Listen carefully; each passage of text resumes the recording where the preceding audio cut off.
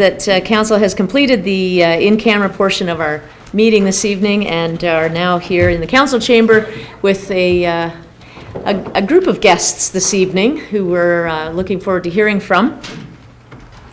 And we do not have a faith blessing upon us this evening, so I'll invite everyone to join in a moment of silent reflection, please.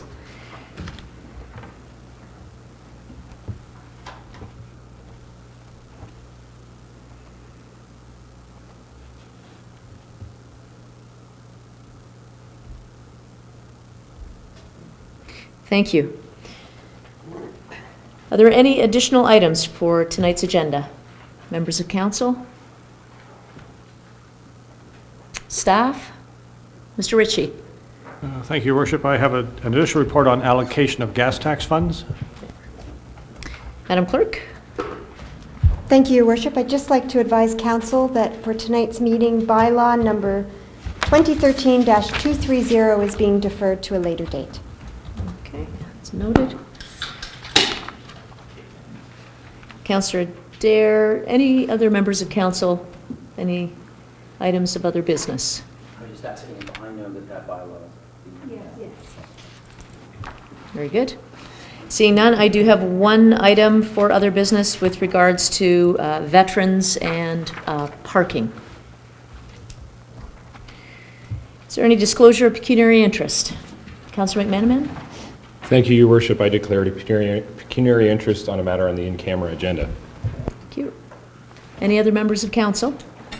If at any time throughout the proceedings you discover that you may have a disclosure, please do so at the time. Thank you. Confirmation of the minutes, please, from November 18th. Moved by myself and seconded by Councillor Twaddle that the minutes of the regular meeting of Council held on November 18th, 2013 as printed be adopted. Thank you. All those in favor? Opposed? That motion is carried. Thank you. Resolution moving Council and Committee of the Whole, please. Moved by myself and seconded by Councillor Twaddle that City Council now go into Committee of the Whole to consider public meetings, deputations, public question periods, matters arising from correspondence, reports, matters tabled, motions for which notice was previously given, and other business. Thank you. All those in favor? Opposed? That motion is carried. We're now in Committee of the Whole. And I will see that we have no public meetings. We do, however, have deputations, I mentioned earlier, and I would welcome this evening our CYOS Aviation Management Team and invite Mr. Steve Meades to the podium. And I think Mr. Meades is bringing us a bit of good news here this evening. Thank you, Your Worship, council members and staff, supportive people everywhere. I'd like to introduce Dave MacKinnon. Dave's director at CYOS Aviation at the airport, helps us run the day-to-day operations that we do there. I brought Dave because he's quite a bit younger than I am, and he's the picture of the up-and-coming next generation of aircraft owners and pilots, and he's helping us a lot with the operation of the airport at this time. I know that you got a lot going on, and I'm going to try to be quick here, but to remind council that our group is not for profit, therefore we consider ourselves in partnership with the city, not a contractor, although we are operating under contract with the day-to-day operations. This year we've been able to close the gap a little bit with our fuel sales and so on to bring it up closer to where the city isn't required to throw in as much money as the year before to maintain and operate the airport. In fact, we've the big feather in our hat, I suppose, this year we were able to coerce back the Owen Sound flight services from a neighboring airport, and they've actually started off this spring. They renovated an office space downstairs in the terminal, and they've got a pretty state-of-the-art looking place there. They started off hoping for 8 or 9 students for ground school. They got 23. Fall school just started. They were hoping for 8 or 9. They got 14. So I was corrected yesterday. I thought they got their 9, and but that's exceptional because Barrie, for example, they only have one school, and they, in a year, if they think they got 10, they're thrilled to pieces. So in comparison, you'll see that they've been doing a great job. Our second flight school that actually has been working for the last 10 months or so, last week finally got their long-awaited operating certificate from Transport Canada. That's called Threshold Aviation, and that's they're in partnership with Bluebird out of London, Ontario. Hopefully, the next step is to get 12 Chinese students arriving here in the new year, 12 of them hopefully for right-hand seat training. They have one aircraft on site now, expecting a twin-engine Seneca to arrive sometime in mid-February, because they'll be ready to start training on that, so our fingers are crossed there. Just a few quick facts here. We're probably getting the idea that we're feeling pretty good about ourselves, and for good reason. When we took over in 2011, there was 33 permanently based aircraft. Today we have 44. End of 2010, the takeoffs and landing, the movements we call them, they were 3,426, and today with 1 month to go, we're showing 6,085 movements, which is a 75% increase. This year, we expect the city to tell us the profit from our fuel sales, which are up 51%, to be around $30,000.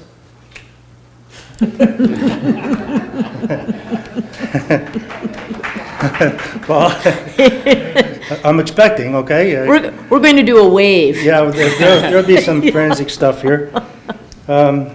We purchased this year, a big thing for to maintain our runway and apron is we kind of took the initiative to buy our own asphalt pavement crack sealing machine with our own funds, and the city opted to help us with the sealant. And we used it for 11 man days, and if there's ever a time when our runway and aprons and taxiways are in super shape, it's now, because a contractor usually comes once a year, spends that day, charges the city $2,600, and he's gone for a year, and if some cracks open up, we have to wait for the next year. Not anymore. We got our own machine, and we'll be on top of it, like right from every day we'll be watching it. So that'll help extend the expenditure, which will be looming somewhere in the horizon, but it'll certainly help with the condition of the runway. Transport Canada actually was at our airport for 2 days this year in early summer, and we passed with flying colors. They liked everything that we're doing there. So also we just, because the city's snowblower, the 1954 model, left a trail of rust behind it every time we tried to start it, so we just decided that's it. So we got a really nice one now. It's a 48-inch wide cut with dual wheels. Power, you don't have to push it. It'll walk itself into the drifts, and where the tractor can't go, like on the walkways and around the fuel station, we'll be able to use it in there. And they're all fighting who wants to use it first now, of course. Dave's project was the COPA for Kids, where each year we fly 100 and... It was 137, I believe, this year. on a Saturday in June, and Dave coordinates all that, and there's a lot of help with the pilots at the airport with their aircraft, and A lot of volunteers. a lot of volunteers, yeah. Jay Murdoch comes home from WestJet to run our ground school for the kids, and he actually flies, borrows an airplane, and he takes the kids too, so Dave, you know that. So our Wings and Wheels is strong. We're hoping for June the 8th for it. We're working on a World War I centennial event. Can't tell you anything about it right now. Actually, one of our pilots, directors, Oscar Burnside, it was his project, and he's missing, and our condolences are sure heavy in the air out there even to this day, even though it's just almost a month that he's been gone missing. But we're still going to pull it off somehow anyway. If I could just take 2 seconds and explain, we're a registered airport, not certified. You've been reading in the airport about certified airport, and the sky will fall if they lose certification. We don't need certification in an airport. The only difference between a certified airport and a registered airport, a certified airport can schedule passenger flights. We can have chartered passenger flights. I don't believe there's a future for scheduled passenger service for anywhere in this area anyway, so At this time. at this time.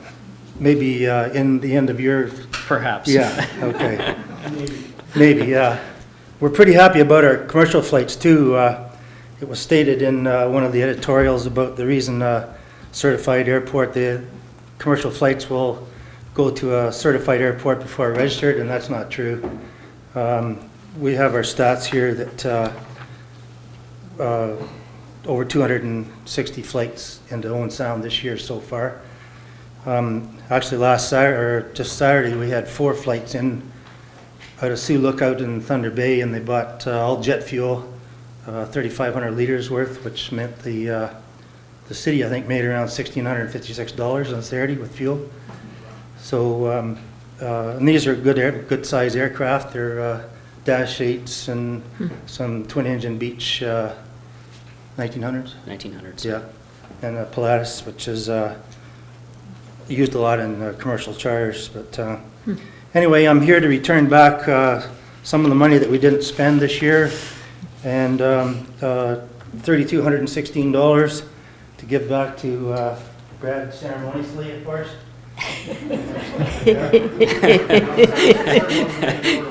Yes.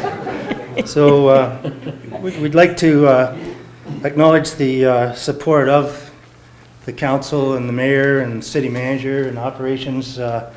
If we don't have cooperation from this end, like, she's all over. So the patience shown by you guys for us to do our deal out there and progress, and I believe that we're finally getting somewhere. Like, we've got some pretty good stats there now that we're finally got the ice broken and we're heading on.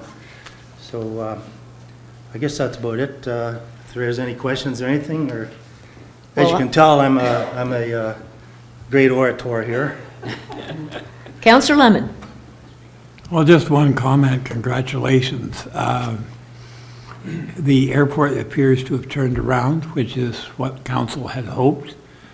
And the people connected with it are to be commended for what you've done and what you're doing. And hopefully we will continue to grow and there'll be found more uses for it. I'm particularly interested in the fact that you're offshore students training here.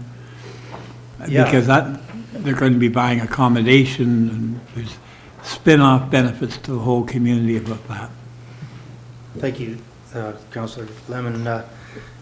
Just in passing, I got an email last week from the Canadian Owners and Pilots Association office in Ottawa, Patrick Gilligan, and they were kind of in the ribbon cutting ceremony at the time. Remember when we started this thing off, and they've been following it along, and other than Smith Falls, which has now adapted this model, Lynn Lake, Manitoba, now their airport is being run by their pilots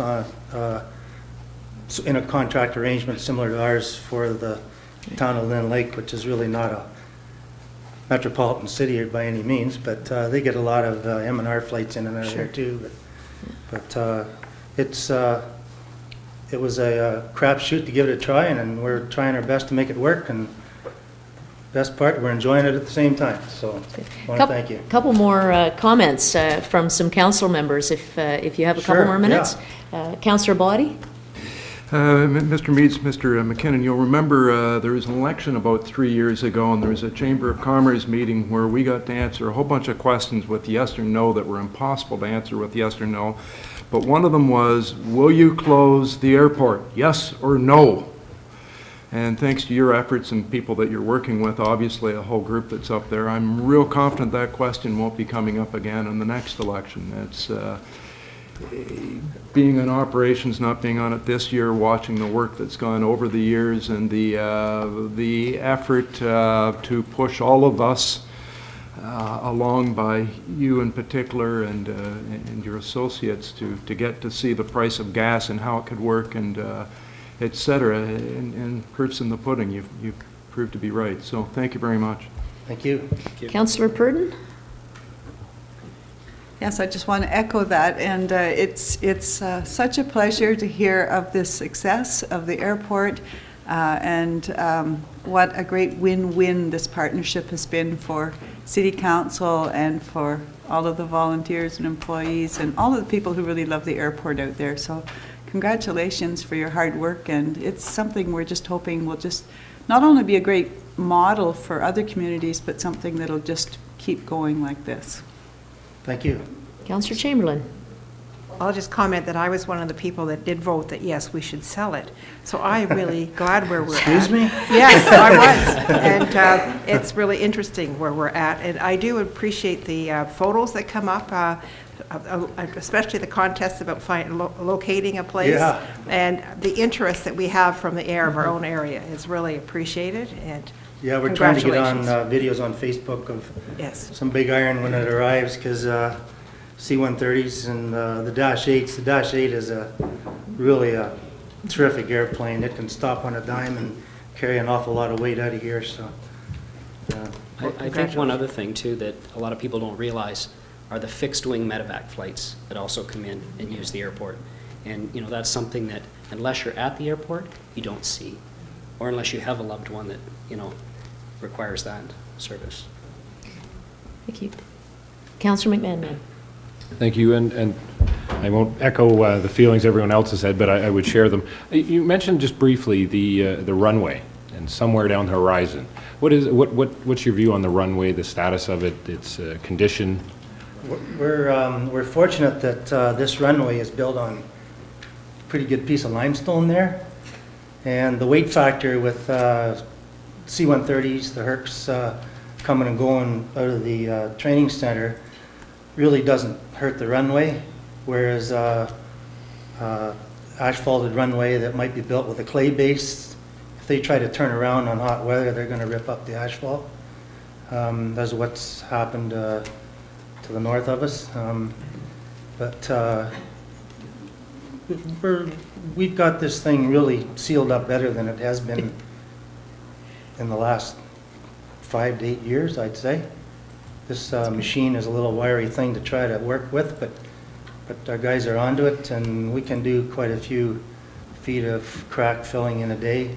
But the most important thing is that the ground does move all the time, and even where it might have been sealed 2 years ago, it may be have opened up again. So instead of waiting till July to get the contractor to come back and let the water getting in underneath the asphalt, we're able to get her cemented up right real quick. That was the biggest thing that I think we wanted to get done, other than the taxiway extension, to be able to get space for more hangars. And so that is great to hear. So the long-term view of that runway, as far as pavement, repaving, rebuilding it. I'd be okay if you paved it next year, but we realized that wouldn't be realistic. But the KMG consultant thing that came out A number of years ago. had the runway pretty much jumped by now. The terminal was falling down. But after I read it and realized what the engineers actually get paid, the more they spend, the more they get. So that's how it works. So, but we don't need to be into that kind of expenditure in the near future. If we keep doing our sealant, and the bottom won't really erode away because it's on limestone now, and which is lucky for us, because otherwise we'd have to look at Collingwood. They just did a repave here 2 years ago, and they've got the far corner that's starting to sink on them already. So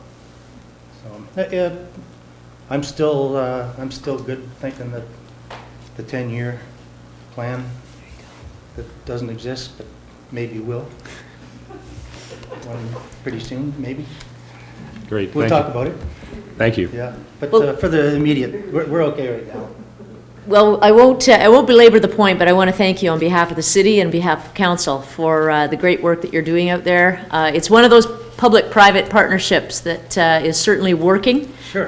When you see numbers like 75% increase in the number of aircraft movements, that is a phenomenal increase over a very short period of time, and the increased fuel sales we're very grateful for that go with that. So keep up the good work, and look forward to hosting a council and staff meeting out at the airport early in 2014. Sure, good idea. Good stuff. Okay. Thanks very much. Thank you. We have a deputation with Michele Mannerow, the chair of the Family Physician Recruitment Committee. And this is an annual presentation we look forward to. More good news. Welcome. Thank you. Thank you. There. There you go. Good evening, Mayor Haswell and council members. Thank you once again for allowing us to join you this evening to introduce you to our two most recent additions to the Owen Sound Rural Family Practice Residence Program. My name is Michele Mannerow, and I'm the chair of the Owen Sound Family Physician Recruitment Committee.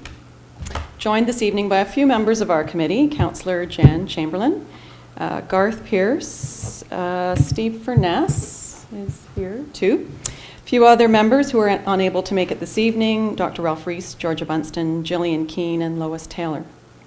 In addition, it is also my pleasure to introduce the new Executive Director for the Owen Sound Family Health Team, Mr. Paul Fagee. Fagee, did I get it right? Welcome. Good enough, sorry, I tried. Mr.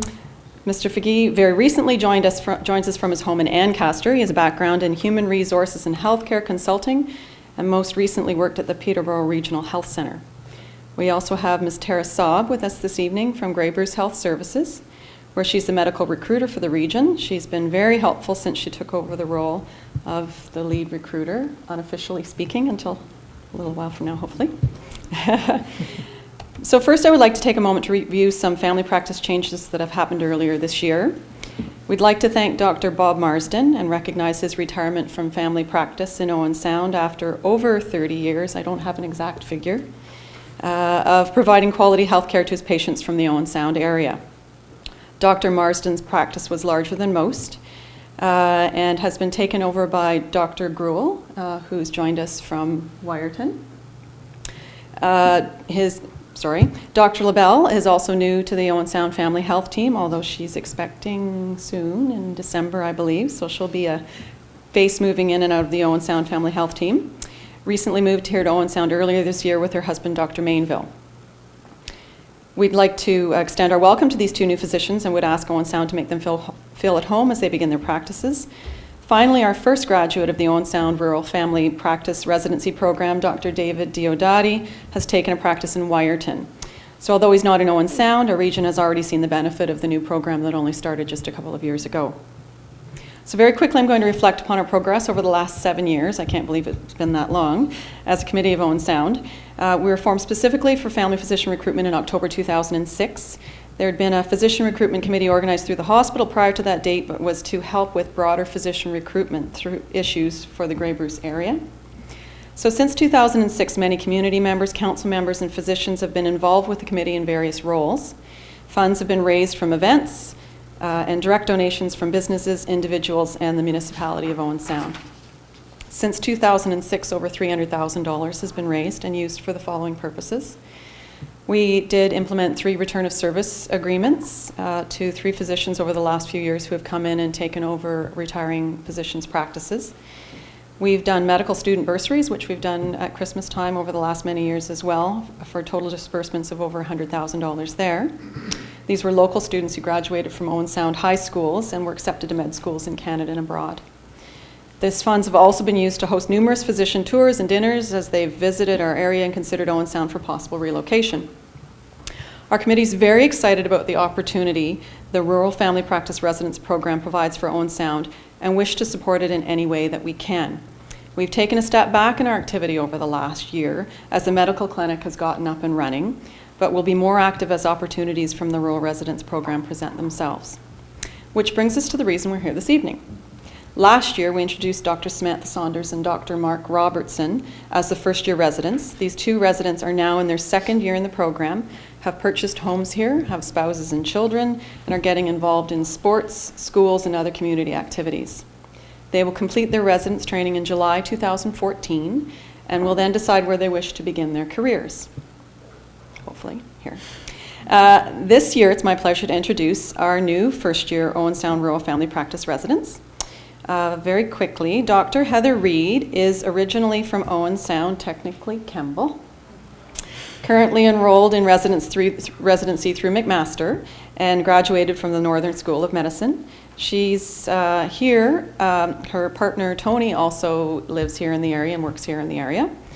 Dr. Alex Hodgson is originally from Walkerton, now living in Chatsworth, also enrolled in the residency program through McMaster and graduated from the Western School of Medicine. And her significant other, Brady, also lives and works here in the area. So let's be nice to these people, is what it boils down to. So if you wouldn't mind, Paul, coming up and helping me with the baskets, then we'll bring up Heather and Alex. Come on up.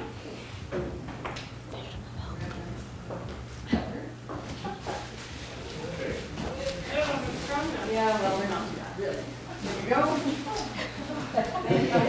Probably shake your hand. Thank you very much. Thank you. Thank you. There you go.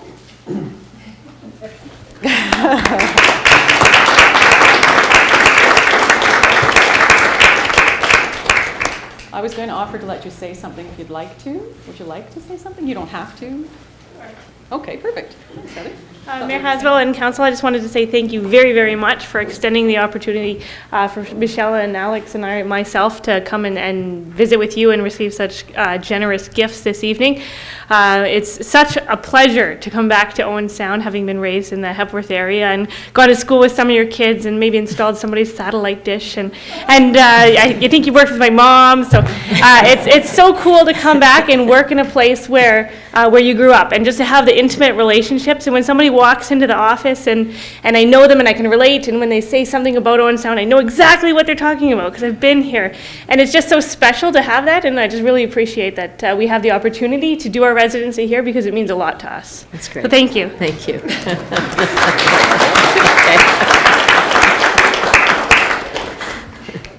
Thank you very much. That's great to hear. So the businesses from Owen Sound and the area have provided items for the baskets to both welcome them to the area and offer their best wishes. And our committee would like to thank the businesses for their continued involvement in the program. Let's see. Finally, I would like to encourage everyone in Owen Sound who is without a family physician to call the Healthcare Connect line. This is my little, 1-800-445-1822, or go to the Owen Sound Family Health Team website where that phone number and link to the website for Healthcare Connect is. Although no new practices have officially opened, the existing physicians do go to this list to add patients to their practice as room is available. And it's important for everyone without a family physician to have their name added to this list so that we can more clearly understand the number of orphan patients that exist in the area. Right now, we don't have a good handle on that number. Our committee would also like to thank everyone in the community who has supported us this year with their time and financial support. We continue to accept donations to the Community Foundation Grey Bruce Physician Recruitment Fund, and we'll use these funds to the best of our abilities in support of family physician recruitment over the next year. Thank you for allowing us to once again make the presentation of our family practice gift baskets at this event. We look forward to successful additions to the Owen Sound Family Practice Group in 2014. Thank you very much, Michele. And on behalf of the city, I want to thank the new physicians in town as well. You have a great and wonderful future here. Councillor Wright. Thank you. Michele, I just want to say thank you to you because 7 years ago, if you wouldn't have got that committee started, none of this would have ever happened, and we wouldn't have a couple of new doctors in our community. So we do, as a community, we owe you a great deal of thanks for taking this on and working as hard as you did work in it. Absolutely.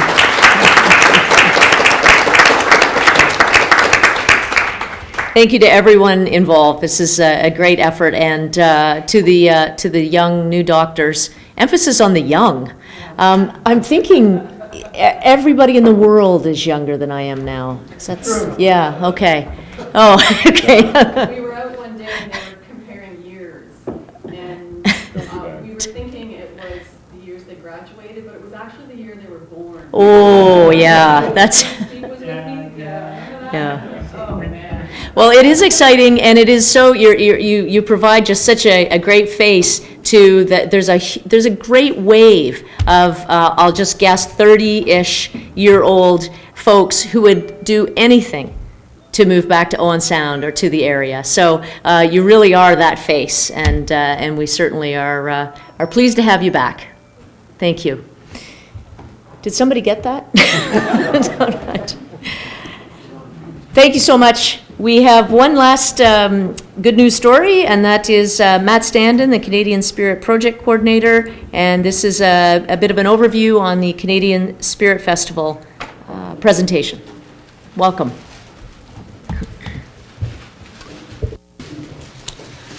Thanks for the time this evening, Mayor and Council, and staff as well. As Mayor Haswell pointed out, here to do a little bit of a summary on this year's event, as well as to give you a little bit of background of what we have in store for 2014. It's up here.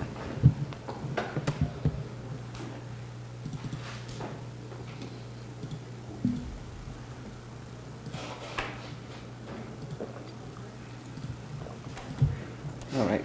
Just wanted to take a moment just to recognize our supporters for the event in 2013.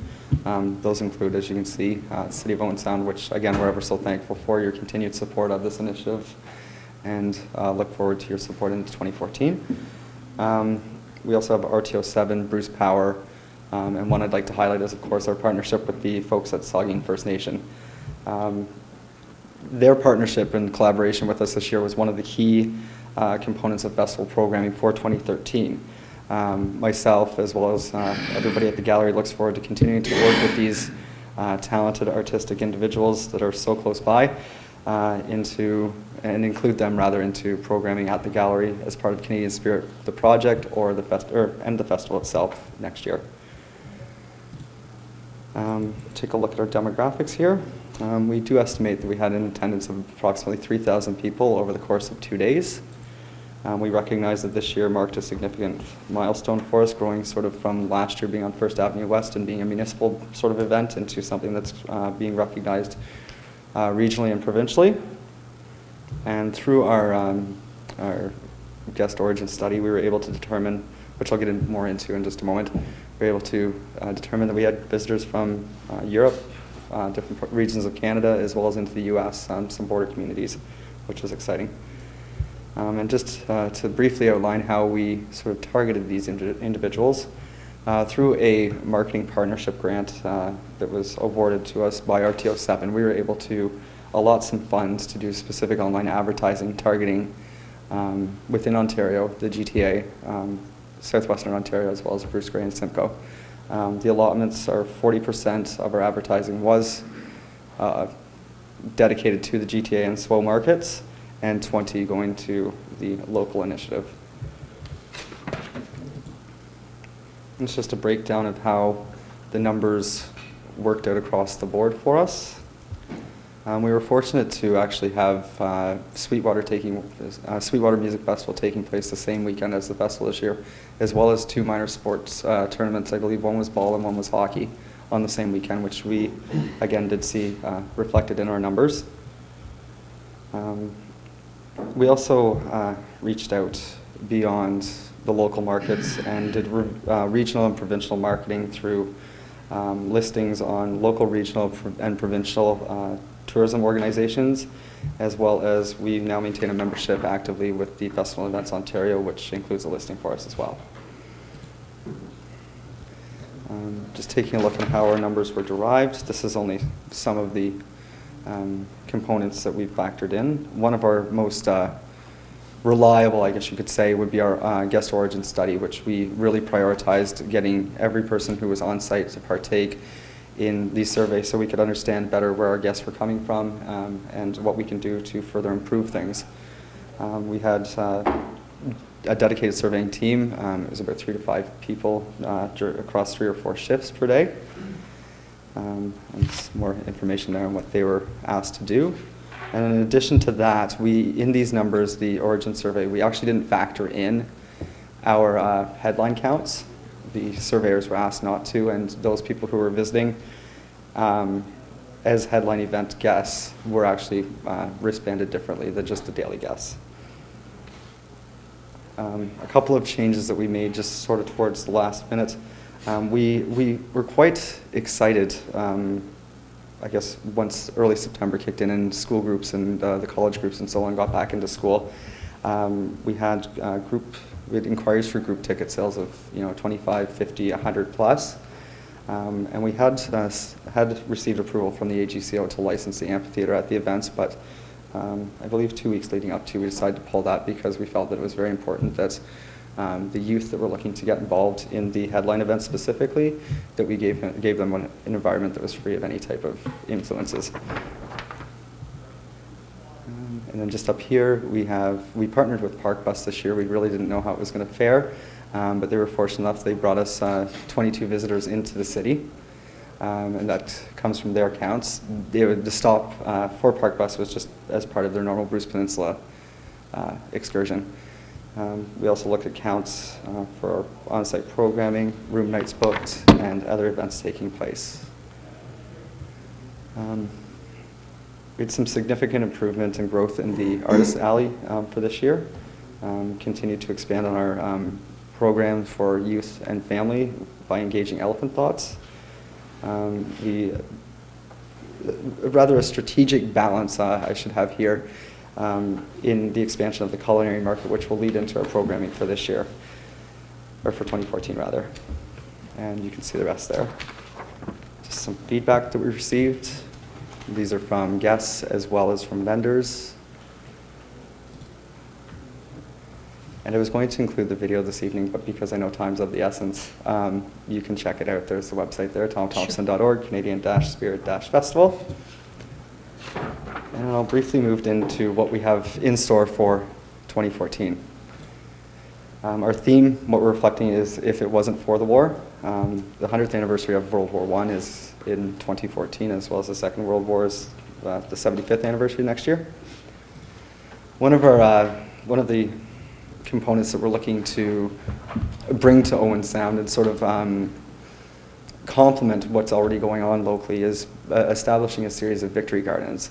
And our intentions with these are to be able to bridge youth and elders and the experiences that people who might have lived during wartime and experienced rationing and that type of thing, bring their stories together to the youth so those can be carried forward for generations, and so on and so forth. And the gardens is a great way to do this because one thing that we're really excited to have done out of the gardens is to actually get into pickling and preserving, which I understand is a dying art. Sure is in my house. We'll see you there, Deb.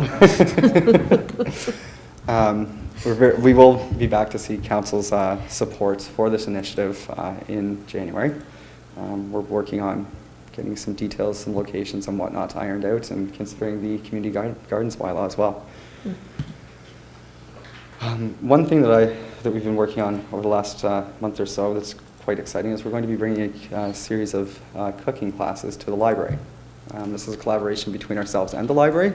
We'll be engaging local as well as regional chefs that practice the field to fork ethos, and we're looking to source all goods that are served at these events within 100 miles as well. And we really want to build education and awareness through these two programming streams of the benefits of supporting local. I'm just going to skip this one because we get into this in just a minute. So as I pointed out, two of our main goals are education and awareness of our 100-mile ethos locally, and supporting organizations locally that are currently practicing this or trying to educate or better engage the public into practicing field to fork. So as I mentioned, as part of our programming, this is part of the festival for next year. It's called Homegrown. So the area itself is going to feature all kinds of different homegrown activities and attractions. So I'll get into those. The first one being the Homegrown Stage, which we will be engaging entertainment and such from Grey and Bruce. So this is going to be very Grey Bruce centric, a sort of celebration of what we have and what we've come to know and call our own, which is quite exciting. If anybody is into preserves and whatnot, it's your chance to shine on the stage there too, as we intend on having some friendly food competitions and cook-offs too. The next component is the Culinary Theatre. The Culinary Theatre we've been able to secure through the Niagara Food Festival, which takes place annually in St. Catharines. It's a working commercial kitchen on wheels in a trailer that opens out into a stage. It's fully mic'd with sound and TV, so you can see it far and wide. We're going to include bistro vendors as well this year, which are going to be unique, or a little bit more unique than what our existing food vendors on site we're offering this year. We're asking these people to create an experience, to create an educational experience for festival guests that are going to be able that again bring the education component right to them. And we're looking to establish a small farmers market on site for the weekend as well. And we're not looking to compete, but rather engage and work with our local farmers market. And we'll see how that plays out. But we are looking also to engage other local farm markets and such that may not necessarily be involved in a local market or whatnot, or may not have the capacity to do so. And then we're hoping also to include a craft beer, wine, and spirits section as part of homegrown as well. That's just a tentative or preliminary layout. And then the continued growth in the components of Canadian Spirit and the Canadian Spirit Festival next year will really be focused on the culinary theme, really building culinary into every which facet of the festival that we have developed thus far. You know, doing art projects and so on that include like potato stamps, seed art, that type of thing for kids. And of course, you know, we're looking to engage our First Nations again, sort of to understand what their dealings were at this sort of same time frame that we're looking to reflect.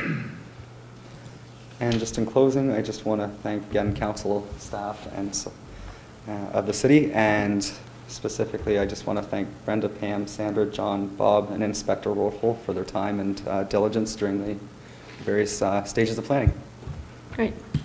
Well, thank you so much. What is the date for next year? The 19th and 20th of July, so we're moving earlier. July 19th and 20th. We'll all mark that in our calendars. Councillor McManaman. Thank you, Worship. Just to Mr. Standen.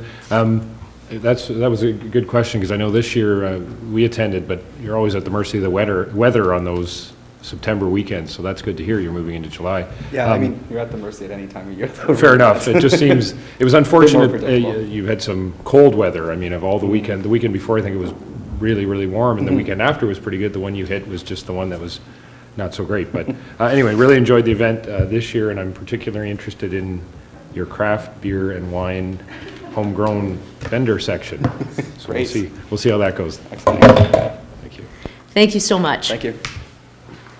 Congratulations. Okay, are we moving along?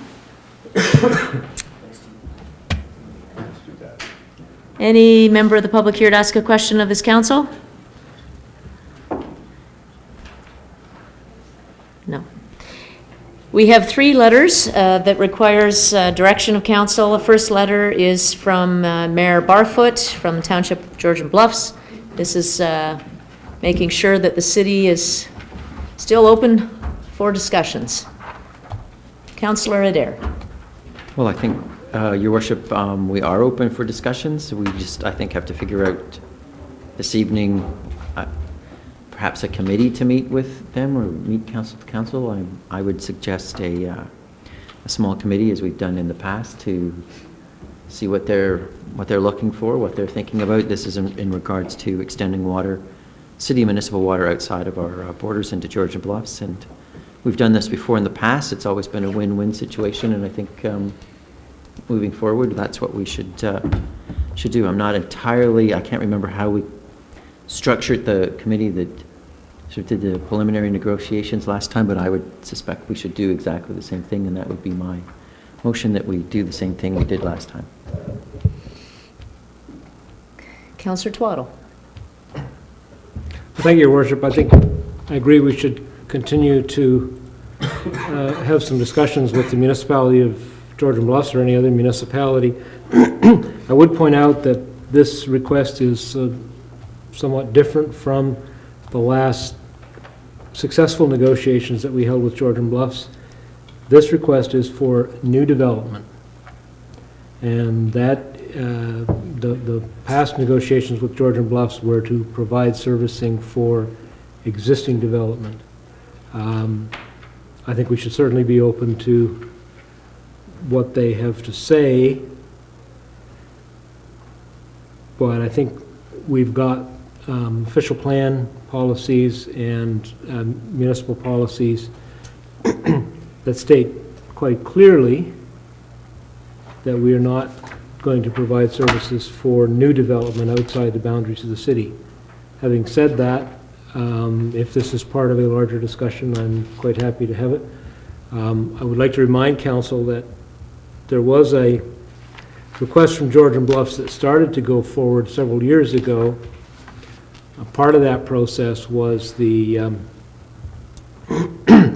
need for an engineering study, a capacity study, to make sure not that the water treatment plant could produce enough water to service the development outside the city of Owen Sound, but that the infrastructure was capable. We did that with Georgian Bluffs on the agreement that we reached regarding the 3 small subdivisions south of the city on 2nd Avenue Southwest. That capacity study was paid for by Georgian Bluffs. When we started the most recent discussions with Georgian Bluffs at their request around the Brooktown plot, we actually prepared an RFP for engineering work that we needed to do on the water system, and included in that RFP a piece around doing a capacity study.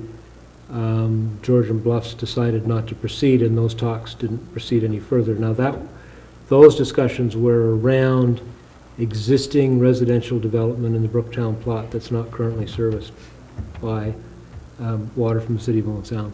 This is for new development. It is different.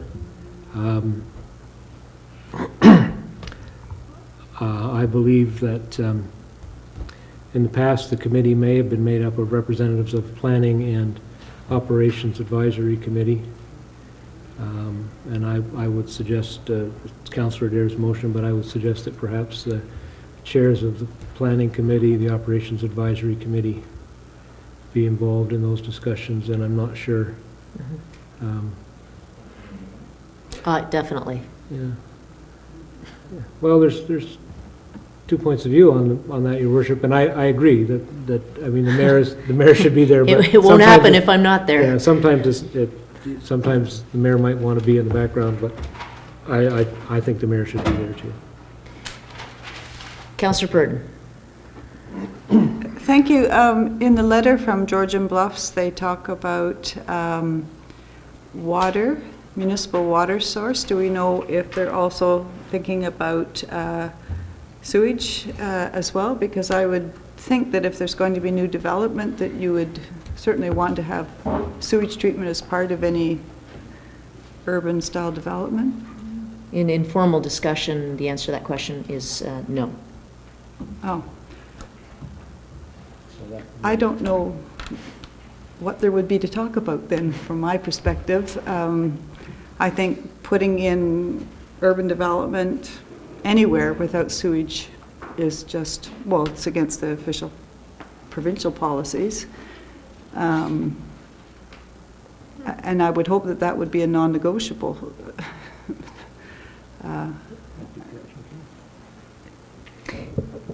That's why we're here to have the discussion. Councillor Lemon. Well, I fundamentally feel that we should talk to our neighbors. We may be able to reach an agreement, we may not, I don't know. It depends on the nature of it. And sewage is one factor, there are other factors as well. But I think that we've got to open the dialogue, and they've asked us to do this, and I think the only thing we could do is definitely say, look, we'll sit down and talk. I would like to think a little bit about the structure of that, of who we send to the table. I certainly agree the mayor should be there, but I'm not sure exactly who else necessarily. But I think this is a good first step at building the bridges which the city has not had with our neighbors to the extent we should have. Councillor Wright. I just agree that we need to meet with them, but there may be something that the city would like from Georgian Bluffs. And, you know, I mean, we may want to extend our boundaries. And so let's just see how anxious they are to get our city water. There is that. Is there any further? Councillor Body. I just note, I think we're caught between a rock and a hard place here. It'd be nice to be nice to everybody and nice to our neighbors, but we're talking about two different developers. We're not talking about infilling. We're not talking about property that's already there that's got sour water, that they need water. Councillor Purdon's quite right. The provincial policy statement requires that there be septic to go in with, or sewers, whichever way you want to word it. Sewers specifically would be online and not to weeping tiles, etc. Our own city official plan, before I was around, was passed, which stated that we would not provide connection to our service where water runs by property outside the city. We would not be helping developers outside our city. It's in our official plan. We'll have to go through hearings, public hearings, et cetera, to change that. And meanwhile, it really raises, do we want to start supporting development outside our town? We've had a great long discussion about providing recreation facilities at our cost, recreation services, etc., that we are supporting. I forget the exact number, I had it written down, just the downtown Harry Lumley Bayshore Community Center. The taxpayers are paying something in the neighborhood of $700,000 used by everybody all around us. And there isn't a real willingness to support us in those types of things. Now we're going to support developers outside of our city who will be paying their taxes, their residents will be paying their taxes outside of our city with services that we provide.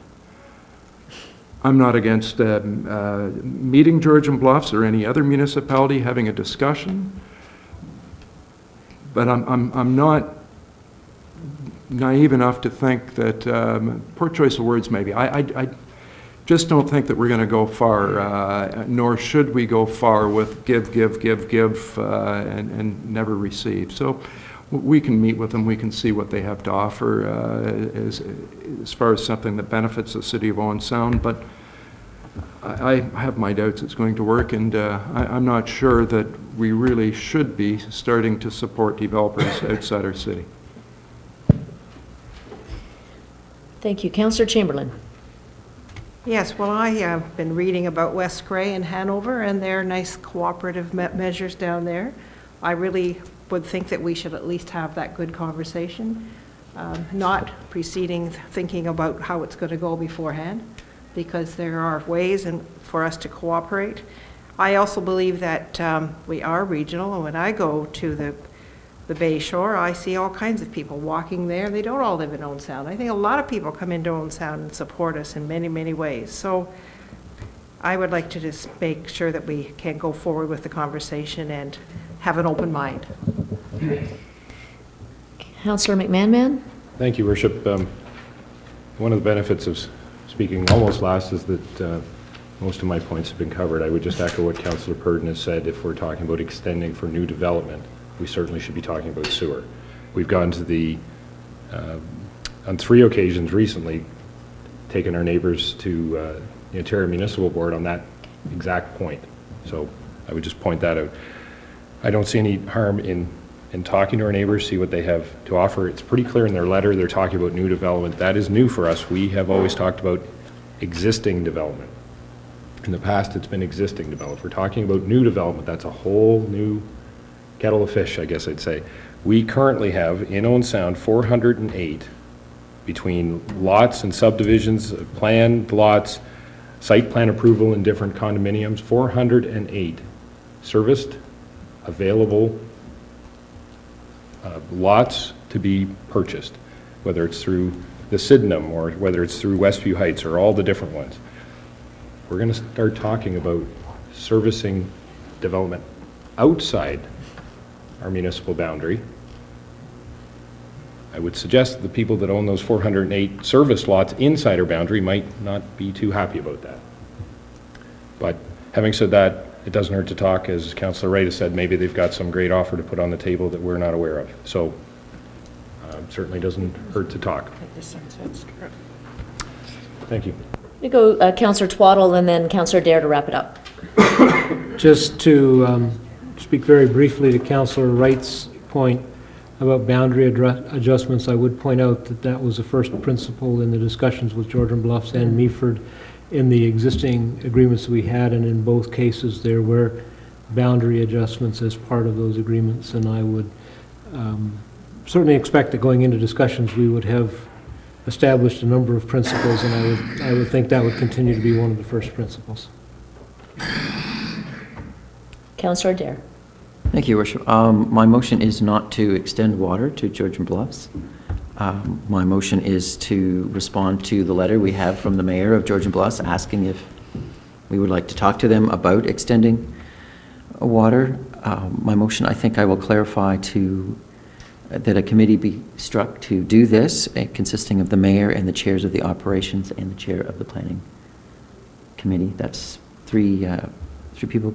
And that principles be established in which we would like to explore, but I don't know that we should presuppose going into the meeting too much about what Georgian Bluffs may or may not be interested in. I think at this point that's idle speculation on our part. It may be a very short meeting. It also may be a very productive meeting. We do not know that unless we have the meeting. Everybody clear on the motion? All, Councillor Purdon? So what would the role of staff be at a meeting like that, or is that just council to council? I would expect that the city manager and the director of operations would join us at the meeting, and they would be there in a support role, as always. Councillor Boddy. Just some clarification. We're talking about establishing principles. How are we going to establish those principles? Is it going to be the committee that's going to do it? Are we going to have a staff report to establish principles? Will the committee meet first to decide that? That's maybe the best idea. Councillor Boddy, the three of us will get together. We'll sit down with staff. We have this great thing that you referred to called our official plan. We'll go at it from that angle, come back to council, get a blessing from council on the principles, and then we'll go forward to set up a meeting. The principles may determine when the meeting occurs. But, okay? All those in favor? Opposed? That motion is carried. I certainly see the importance of municipalities working together, and Georgian Bluffs has opportunities. They do have some services that they see that are certainly wanted by their development community from Owen Sound, and we certainly know that we would be very happy to extend our transit out to Georgian Bluffs as well. So there could be some opportunity for some very positive discussions around a number of items, which leads us quite nicely into the next letter from Minister Jeffries. Councillor Dare. Thank you, Worship. I think noting and filing this letter would be from the Minister. It does say a great deal in the letter, and then says restructuring is not a priority of the government and that it's a very complex undertaking. Those. I think it sort of says a couple of things very short. That tells me that should have been at the front of the letter, and it could have been a lot shorter. So I would move that we. Yes. Very disappointing. Any further comments to the note and file?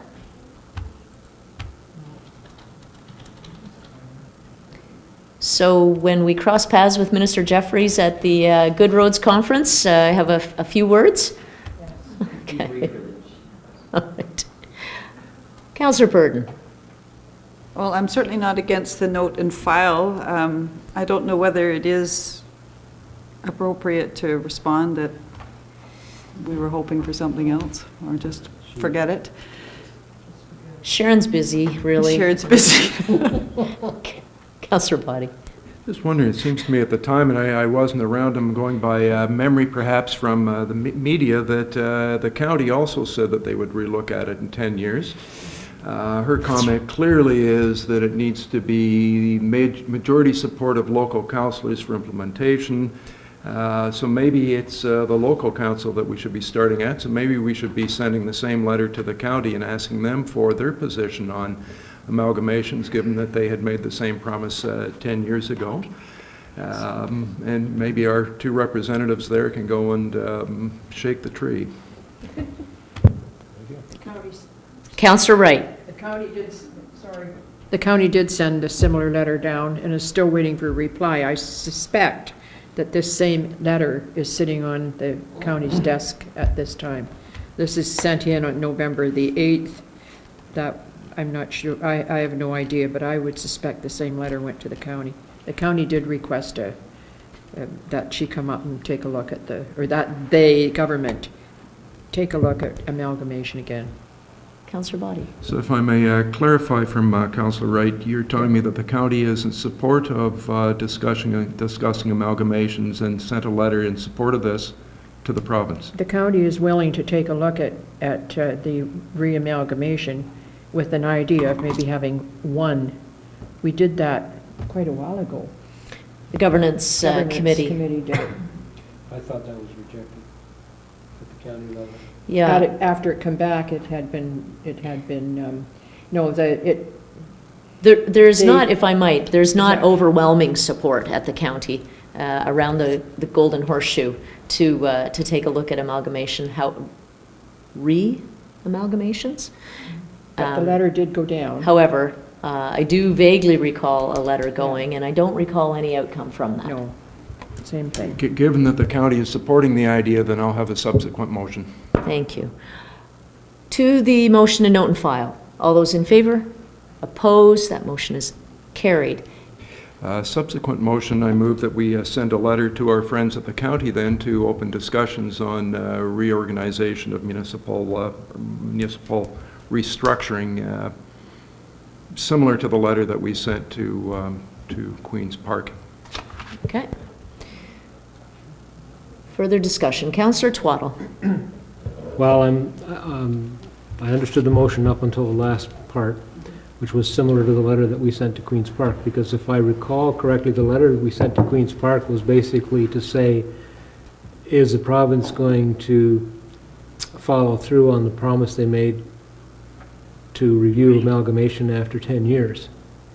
I think the county did that through their look at restructuring, and I understood from the last forum with the warden that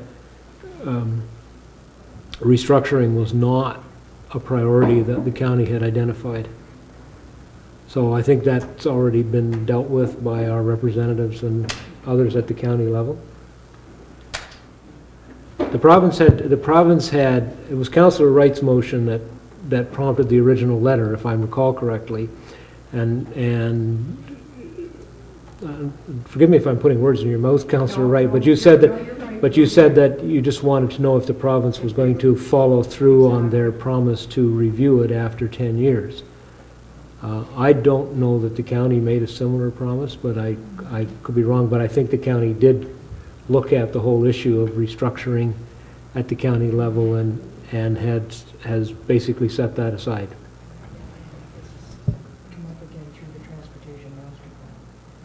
Councillor Body. I'm just getting more confused because I don't understand why, if they've discussed it, decide they don't like the idea or they don't want to pursue it, why they would send a letter to Queen's Park to see if Queen's Park is going to pursue it.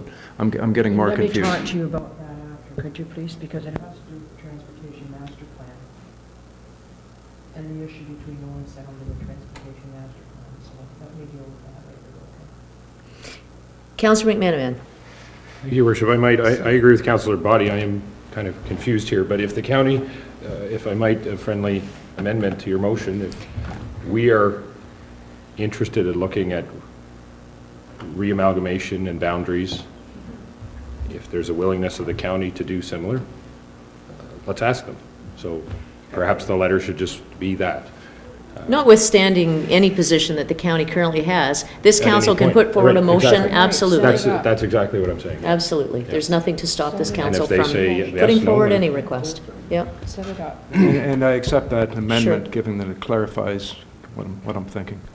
There was a considerable amount of work done by a committee of Grey County Council, a governance committee, that part of their recommendation was to take another look at municipal restructuring. And Councillor Twaddle mentioned, and Councillor Wright is correct as well, in that there was a real split around the table in terms of, do we move forward as county council with this particular move, or do we just address bits and pieces of the governance committee's recommendations? So right now, it's the bits and pieces part that are being addressed, and there's nothing stopping this council from putting forward any motion it chooses to on that. Okay. Councillor Purdon. Speak in support of that motion because I think it's really important for this city to be communicating to the county the importance of restructuring and being able to deal with what's going to work well for the city. And our previous discussion about expansion of borders or working with our neighboring municipalities, I mean, we need help and support from the county as well to be doing that in a good way, so it's not pitting one community against another, but it's looking at what's in the best interest of all of our citizens and the environment and the economic development. So I think that's a really important message to be communicating to the county. Okay. So we're clear on the motion? I have that City Council directs staff to send a letter to the county to open discussions on municipal restructuring. Okay.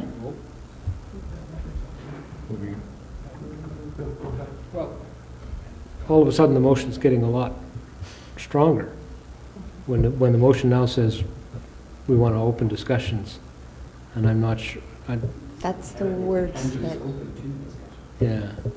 I think We're just I think putting there's our a toe in difference the water. between saying, hey, county, are you ready to talk about municipal restructuring? There's a difference between that and saying, and if we send a letter saying, are you open to it, that means that we want to initiate the discussion. But I think the motion just needs to be carefully worded. Is the County of Grey interested in addressing municipal restructuring? Something along those lines? Should we reference Minister Jeffrey's letter? We may get Since they this. didn't get it yet?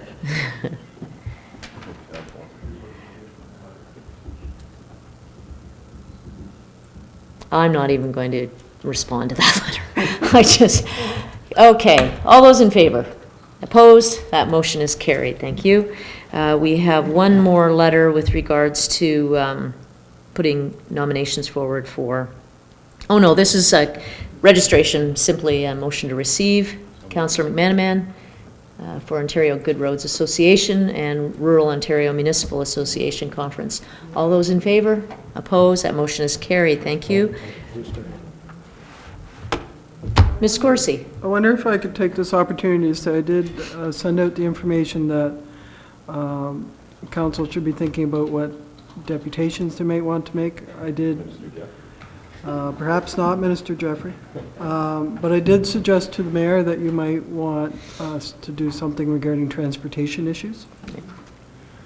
Seems to be one that is quite significant at this time for the city of Owen Sound. And certainly open to other suggestions that you might have, but it would be nice to have a bit of lead time to get ready for that and to get our application in.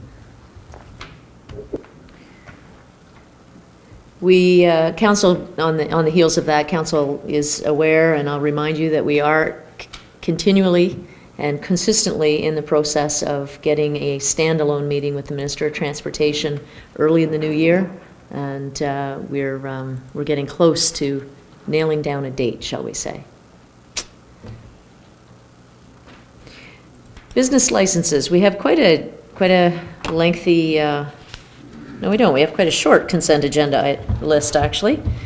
Some new business applications.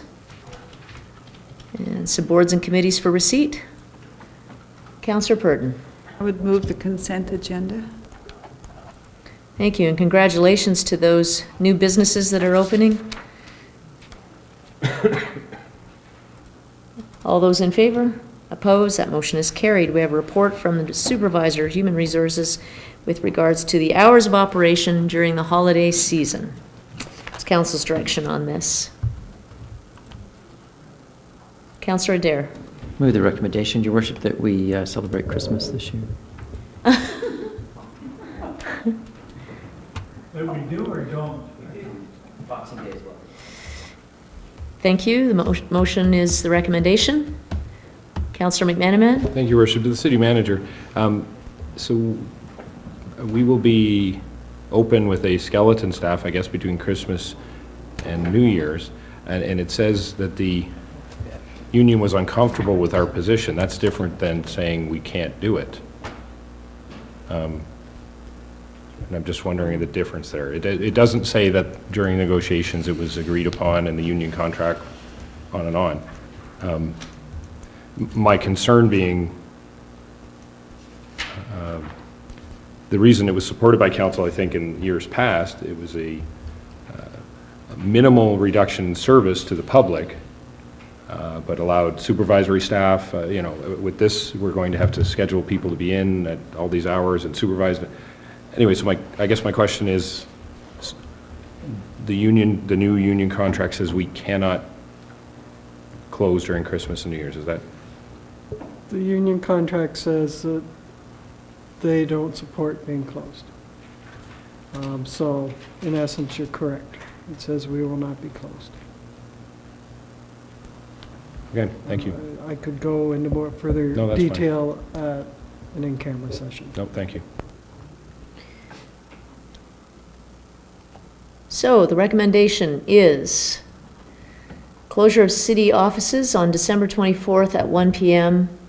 and normal hours for all other days during the holiday season. Councillor Lemon. What about the 31st? We're not proposing that at this time.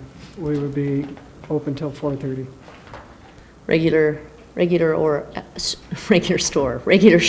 city office hours. You're a councilor. Yeah. Not over. 24 hours. Okay, all those in favor? Opposed? That motion is carried. Thank you. We have a report from City Clerk with regards to 2014 municipal election. Council's direction on this report. Councillor McManaman. Can I ask the clerk if she could go through it? Because I think Absolutely. there are a number of items in here that might be. Certainly. Maybe. No, it's a good idea. Thank you.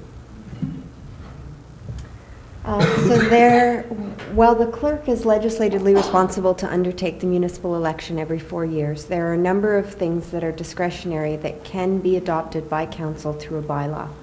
So throughout the next year, there will be things being brought forward for your attention and consideration, and where possible, letting you know what past practice has been to help inform your decision. The first one is respecting the composition of council, which means potentially an increase or a reduction in the number of members sitting at the council table. So if you are interested in reducing the composition of council, if you want that done to take effect for the 2014 election, that would have to be done in the remainder of 2013. Now, this matter has come forward from council earlier this year when the discussion around deputy mayor took place, but there was no uptake from council to explore the matter further. However, I did want to bring it to your attention before the year's end that if you do want to do this, the time is now. If you choose to do it in the next year or the 2 years after that, it would take place in the 2018 election and term following that. The next matter is contribution rates. The municipality can pass a bylaw to allow a payment of rebates for individuals, corporations, or trade unions who make contribution to candidates for office. This is something to sort of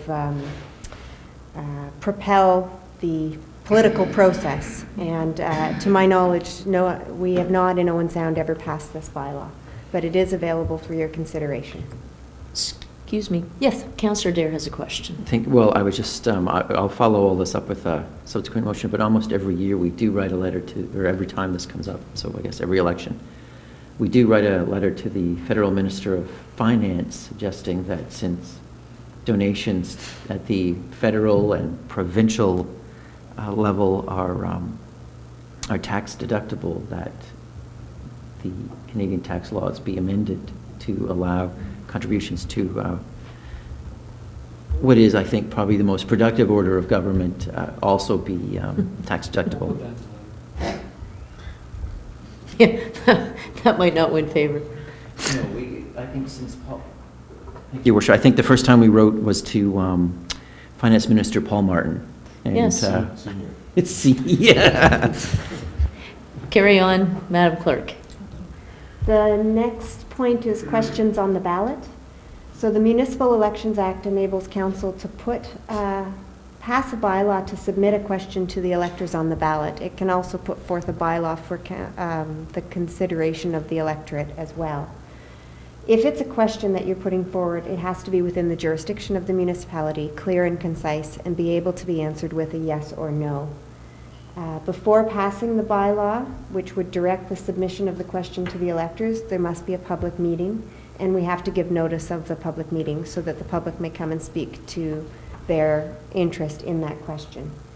Because the bylaw has to be passed by council at least 180 days before voting day, that equates to a deadline of April 30th in 2014. So you've got a few months to consider whether that's something that you would like to do.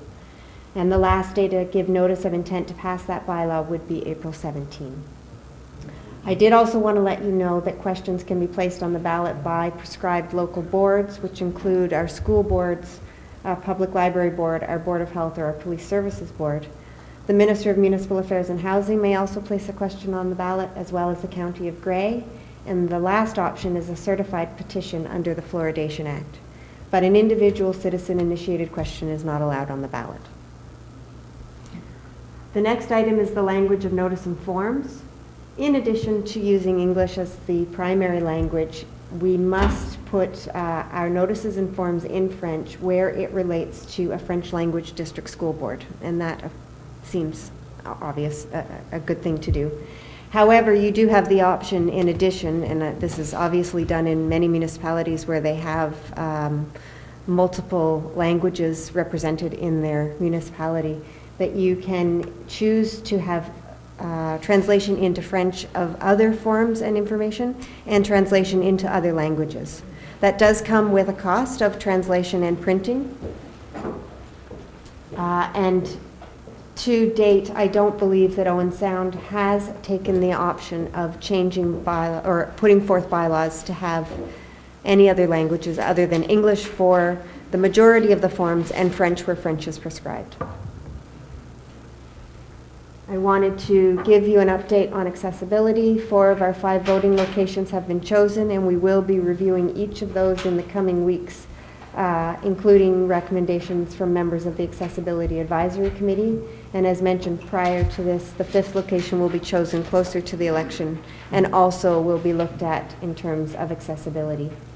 Because we've adopted the use of optical scan tabulators, we're contracting for accessible voting features that will be used at the advanced polls and on voting day. And all of our workers will receive customer service training in accordance with AODA requirements. We will also be doing our required reporting process, which we do after the election so that council is aware of what accessibility features were included in that election process. And finally, just to let you know at this point that the Grey County clerks are working together. We are meeting on a regular basis. We are sharing advertising wherever we can to reduce the costs to us on an overall basis, as well as sharing our knowledge and bolstering each other as the coming year approaches. And as I mentioned, the only financial implications related to the report that I've put before you would be the costs of notice around any bylaws that were coming forward and the costs of translation if you chose to do forms in another language.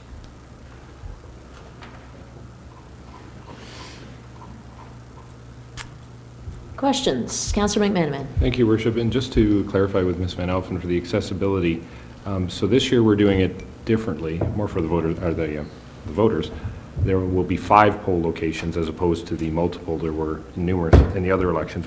The 4, you've chosen 4. Are you prepared to say what those 4 places are? Certainly, we've brought them forward to council before. I don't have a map with me, but they are to service if you consider the city in quadrants, they are to service the northwest, northeast, southwest, and southeast. So we have the Royal Canadian Legion, the First Alliance, the Bayshore, and I'm sorry, I can't think of the name of the church that is on 4th Avenue West within the city bounds, First Christian Reformed Church.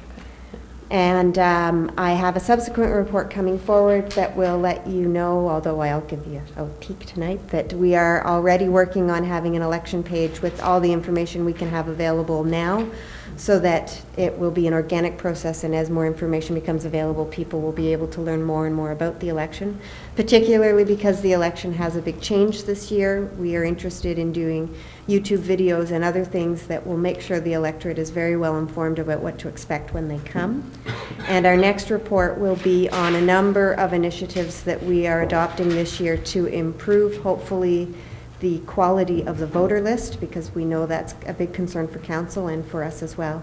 And along with that, an option to take those 5 voting locations and actually make them more accessible for the voting public. So that will be our next report, and we have a subsequent report with even more information slated for the new year. Councillor Lemon. In the past, we had polls in a number of nursing homes. Is that going to be done again? Yes, and thank you for mentioning that, Councillor Lemon, through you, Your Worship. When I speak of voting location polls, I speak of our polls that are outside. Those are polls that will run the full length of the day. But we will continue to have what are called our roving polls, or our polls that move from location to location, which include our nursing homes and long-term care facilities. Absolutely. Thank you very much for this comprehensive report, and I'm sure it's an exciting time for the clerk's office, as it always is for everyone in an election year. I know staff is very excited. Really? Councillor Twaddle. Thank you, Your Worship. Huge amount of work. I appreciate the effort and how forward-looking Ms. Van Elsen is in terms of anticipating the dates and the action deadlines. I think the only possible action we could take tonight is an issue that we've really already dealt with, so I would move that we receive the report. Okay. A motion to receive the report. Further discussion? All those in favor? Opposed? That motion is carried. Thank you. Councillor Adair. Thank you, Your Worship. I would just like to bring my motion forward, requesting to the Minister of Finance, the Federal Minister of Finance, that contributions to municipal election campaigns be made tax deductible. Or whatever report, yes, because it's in the same way that provincial and federal contributions are tax deductible. Okay. Further discussion? All those in favor? Opposed? Motion is carried. Thank you. We have a report again from the clerk with regards to the board and committee appointments and council seating.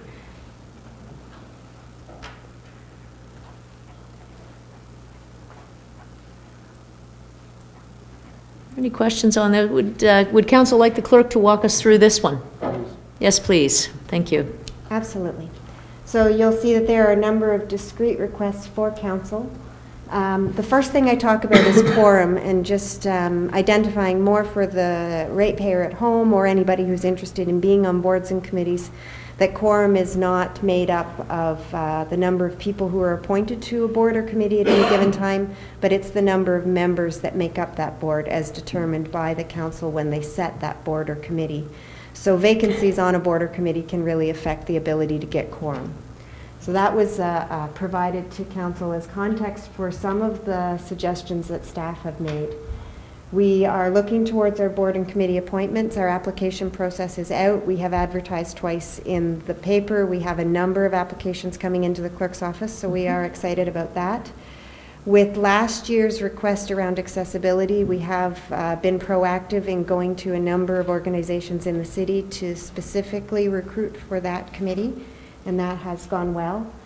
At this time every year, we let council know where our boards and committees stand and look for direction on some specific ones. For instance, last year, the Rec and Parks Advisory Committee set aside one member place for an appointment from the YMCA Board of Directors, and staff are suggesting that we do that again. However, last year that placement never was provided by the YMCA, and because of the quorum issues that creates, we're suggesting that if they have not appointed someone by March 1st, 2014, that the membership of that committee be shrunk by that member placement so that quorum is more easy to achieve.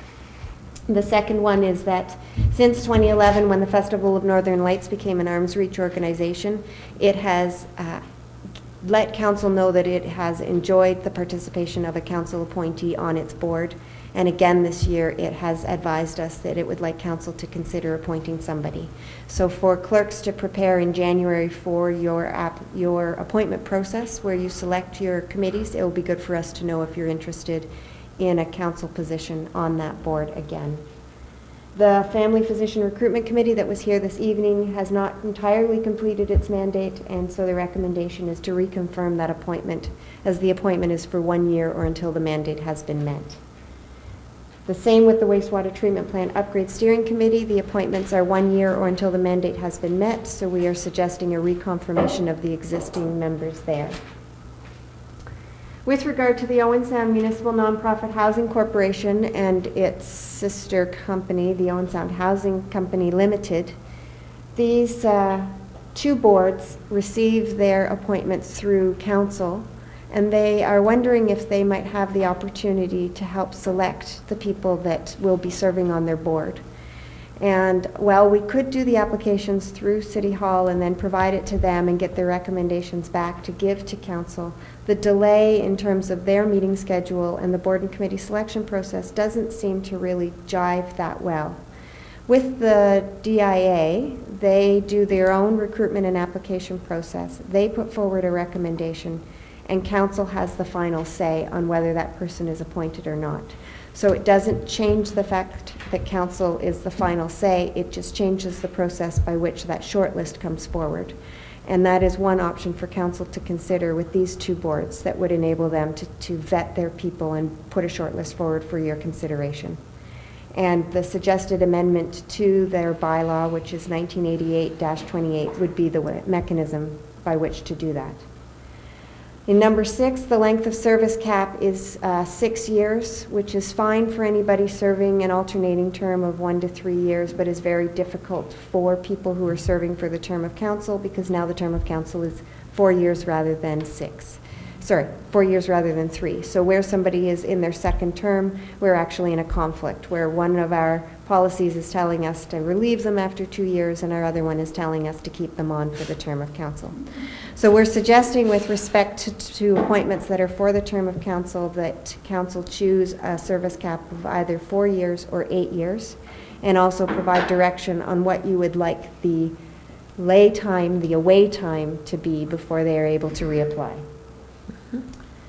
With respect to the process for appointments for public members of boards and committees, since I've come on board, I've been working with council to find a system that finds a balance between protecting personal information, allowing council to speak in-camera sessions to share their opinions so that you can get the best candidates, but also maintain an open process. So this year, again, I took a look around to see, this has been an evolving process for a number of municipalities. I took a look around to see if there was a good precedent to recommend, and Whitchurch Stouffville had a precedent that came out of an investigation into their previous mechanism, whereby they basically use council in camera as their own recommendation committee. So you're able to discuss everyone in camera. You advise the clerk to bring forward a report in open with only those people who you are considering recommending for appointment. That allows a public process whereby the public can participate and speak to those people if they feel a need to do that. And out of that open report, there is direction for an appointing bylaw. And that's what staff is recommending we go forward with for 2013. And we think that's a good balance between the two things that we're trying to deal with. Lastly, looking to ensure as we prepare for your seating selection and selection of board and committee appointments in the new year that you are satisfied to continue working with the policy that's been adopted to continue with the lottery system for both your seating and your selection. Okay, so let's just take these one at a time, if we need to. No? I'm pleased. Councillor McManaman. Thank you, Worship. I did have a question before, and I would agree, I think we can move it along, but the length of service cap and sunset clause, I don't see the conflict there as long as council's aware that they would have to waive the sunset clause for that person to be reappointed. You are correct. However, if that is not brought to your attention either by a fault of staff, by a fault of staff, there are two ways about it, then we are sitting in a conflict. So you have a length of service cap of a term, and then if they want another term, you would always have to make sure that you had a 2/3 vote for a second term. And if that's the way that council wants to deal with that, that's an option as well. Sorry, I just don't, I think moving it to 8 years is an awfully long time.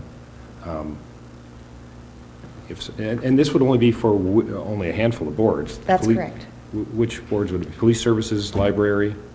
Those are the two primary boards, and any other boards in the future that you wanted to have terms of council. So the most DIA board appointments are also term of council. Okay. So for most of our, well, other than those three, Most this wouldn't of them, really apply at all? That's correct. I don't mind it the way it is. If somebody's appointed for 4 years, they reapply, if they choose to reapply, and council would knowingly have to waive the sunset clause for those individuals.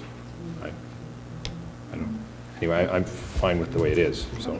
Councillor That would be my Adair. opinion. I disagree completely with that. For those particular boards, if we're appointing people for 4 years, we should be appointing them for 4 years, not appointing them for 2 years less a day, and then remembering 2 years later to appoint them again. We're not appointing them for 8 years, we're appointing them for we would be appointing them for 4 years, and we're asking people to reapply, and we would know at that point whether they were able to reapply. So I think it just clarifies things instead of having to have this awkward 2/3 vote at halfway through a term.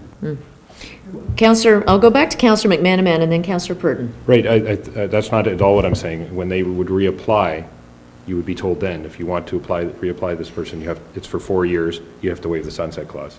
It wouldn't happen halfway through the term, it would happen right at the first meeting of council, or when the committees were decided at the beginning of the 4 years. Councillor Purdon and then back to Councillor Adair. I think it would be just cleaner to have the bylaw certainly for people who are on for a whole term, to be the length of the term, so that it's an 8-year, they could stay up to 8 years on one board. I don't think that that's such a long time, because very often it takes a while to figure things out on these boards. They're often quite complex, and if they're a good board member, having them for another 4 years would be a great thing. I think that's a lot cleaner, so I don't have any trouble with an 8-year term for people who are doing good work on these boards. Councillor Adair and then Councillor Lemon. Why don't we deal with issue number 1 first and work our way through unless we can group them somehow. Councillor Lemon. I was just going to say, the reason that sunset clause was brought in a number of years ago was we had people who had served 15, 18 years on a board, and you want to keep some freshness on some of the boards, and we had some issues. I think the proposal that was made would work very simply. We would just be told, that if someone was being appointed to the library board as a case in point for a second term, and that 2 of their years would be outside the sunset clause. I don't think that's a big deal. I think we just move ahead with that. I don't think we need to micromanage this to death. Councillor McMahon. Thank you, Worship. I'd be willing to move, save and accept item 6. Okay. If we could pull that out.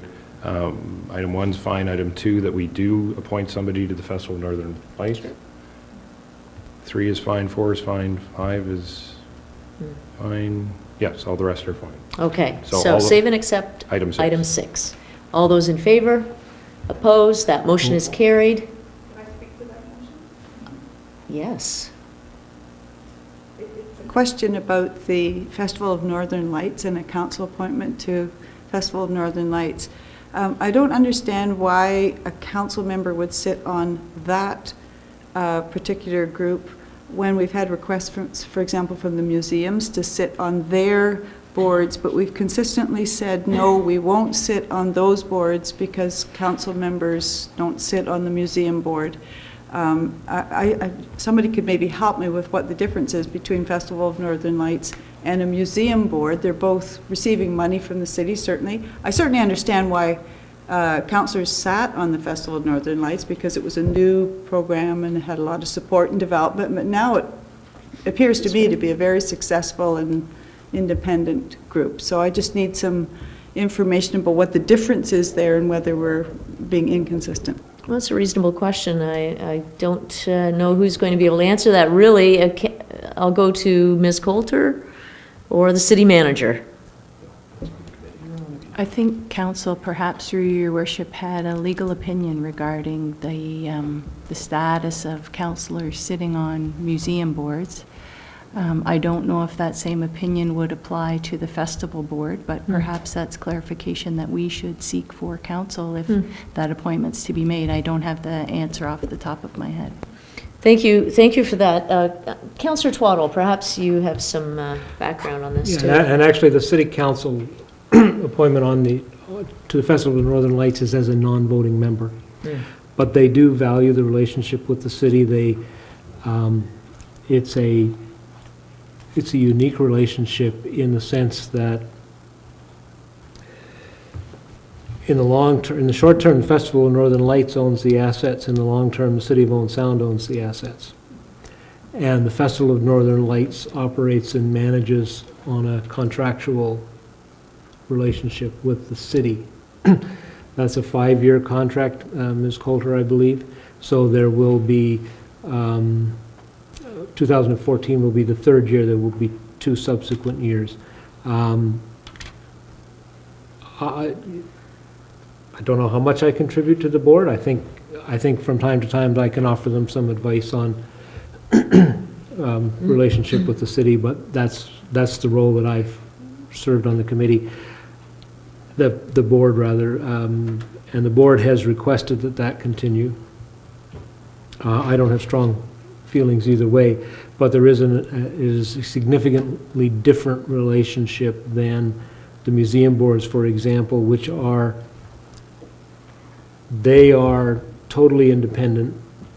They receive some funding from the city, but the relationship is considerably different than the relationship with the Festival of Northern Lights. Councillor Purdon and Councillor Adair. I don't want to be misunderstood that I have any difficulty with councillors being on the Festival of Northern Lights board, or for that matter, I just find it unusual with the requests from the museum, because both of those are independent, not-for-profit organizations. The museum and the Festival of Northern Lights has not-for-profit status. They have their own boards. They're legal entities in their own right. So I don't see a difference between the two. So that was where the question comes from, whether, how can we say no to one independent group that has city assets when another does? That's the difference. They're not city assets. But everybody wants to speak. Councillor Adair and then Councillor Lemon. And Councillor Body. Thank you, Worship. When the Festival of Northern Lights, Inc. was established, Council at the time said that we would keep a councillor there on sort of a year-by-year basis to see how things were going. But I think that it's probably time to allow that organization the freedom that it needs. There are lots of organization, as Councillor Purdon has pointed out, that would love to have the ear of City Council at all times, and we can't do that. There's nobody on the management board at the airport. We own the airport, but we don't. I mean, there's lots of organizations. We used to have someone on the Children's Aid Society, and we have been trying to concentrate on the work of the city. What the Festival of Northern Lights does is wonderful for the city, and what a lot of other organizations do is wonderful for the city as well. I think it's time that we brought this relationship into a mature, sort of full-grown thing, and no longer have a councillor on there. Thank you. I'm going to go with the city manager. Well, thank you, Worship. Something to consider is that while museums have full-time staff and have been in operation for many years, the Festival of Northern Lights has space in our building. It's not a full-time situation. There is significant benefit to staff at the city in having a councillor be able to report to us on the activities of the Festival of Northern Lights. Councillor Lemon and Councillor Body. Well, if you look over the years, the city has been on some separate boards. The Owen Sound Housing Company is a case in point, where although the city owns a majority of shares, technically, legally, they don't control it. They can be outvoted by the other shareholders, but we've appointed people to that. Municipal nonprofit housing has legal status, and we appoint people to that. I think the Festival of Northern Lights has a huge significance to this community, and for the reasons the city manager and some other reasons, I think keeping a relationship, as was pointed out by Councillor Twaddle, that it's a non-voting position, so he's, or whoever's appointed, isn't affecting the outcome of decisions. They're there for resource and information and to make sure there's good communications, and that's really essential for the festival, having been on that board for a number of years, because it's using city resources, city land, city equipment. So it's important that there be a liaison, and I would move that this motion now be put. I think it's gotten ridiculous, the discussion we're having over that appointment when it's clearly time to vote. Okay, the motion has been put forward that the question be put. And I feel the same way sometimes, Councillor Lemon, I understand, we all do. Councillor Adair. I'm going to ask that this item be pulled and dealt with separately. Well, I'm going to go right to the clerk and say we're in a bit of a procedural conundrum at the moment. I'd like some clarification. What does the mover want to do with the motion? The mover of the motion. What does the mover want? I'm Councillor certainly McManaman. fine with that. I look forward to hearing all councillors' views on this. I'm not sick of hearing any of them. So I'd be happy to pull item 2 and 6 and vote on the remainder of the recommendation. Okay, so let's call the question, as Councillor Lemon requested, on that. All those in favor? Opposed? The motion is carried. Subsequent motion. Subsequent motion that we appoint a member of council to the Festival of Northern Lights for 2014. As requested. All those in favor? Opposed? That motion is carried. Councillor McManaman. Subsequent motion that the length of service cap remain at 6 years.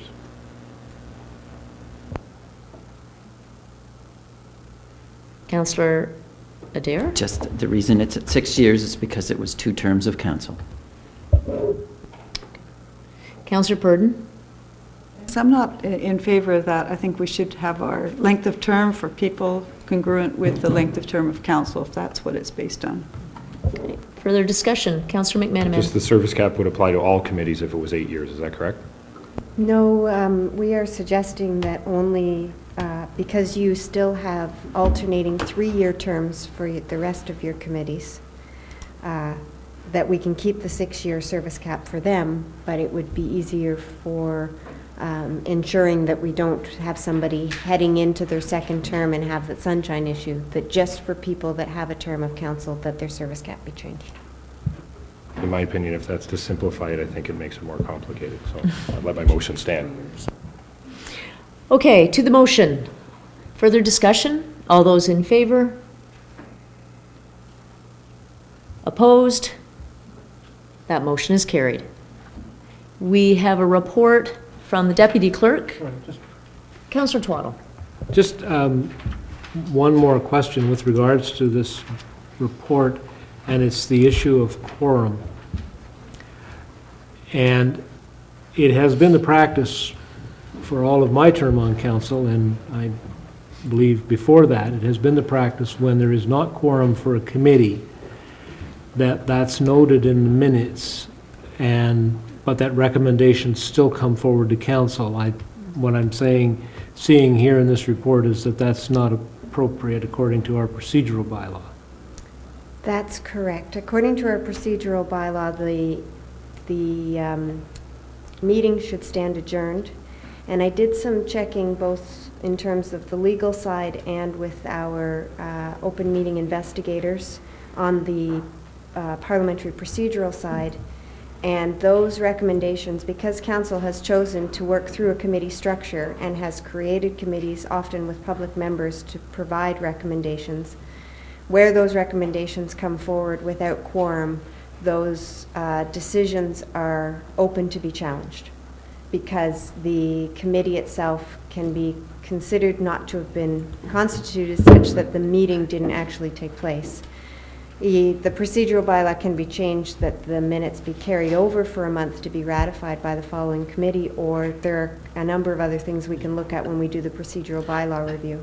I think it needs to be addressed in some fashion, because from time to time there are matters before committee that need to get before council, and waiting another month, which could add 6 weeks to the decision-making process, isn't appropriate, and that tends to be why committees have gone forward, noting that there wasn't quorum, but the members present recommend council do this. So I don't know what the answer is, but I think it needs to be addressed, and that probably all the committees should be given some direction. I don't know how quickly this can be addressed. You're planning to do the procedural bylaw to take effect in 2015, I believe, after the election.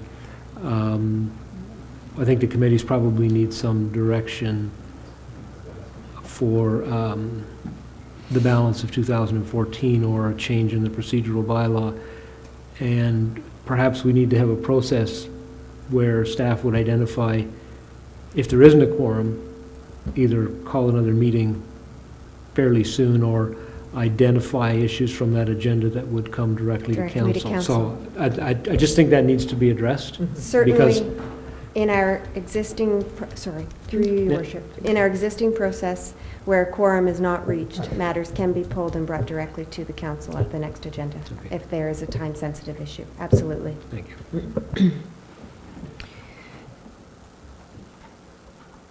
Okay. Thank you.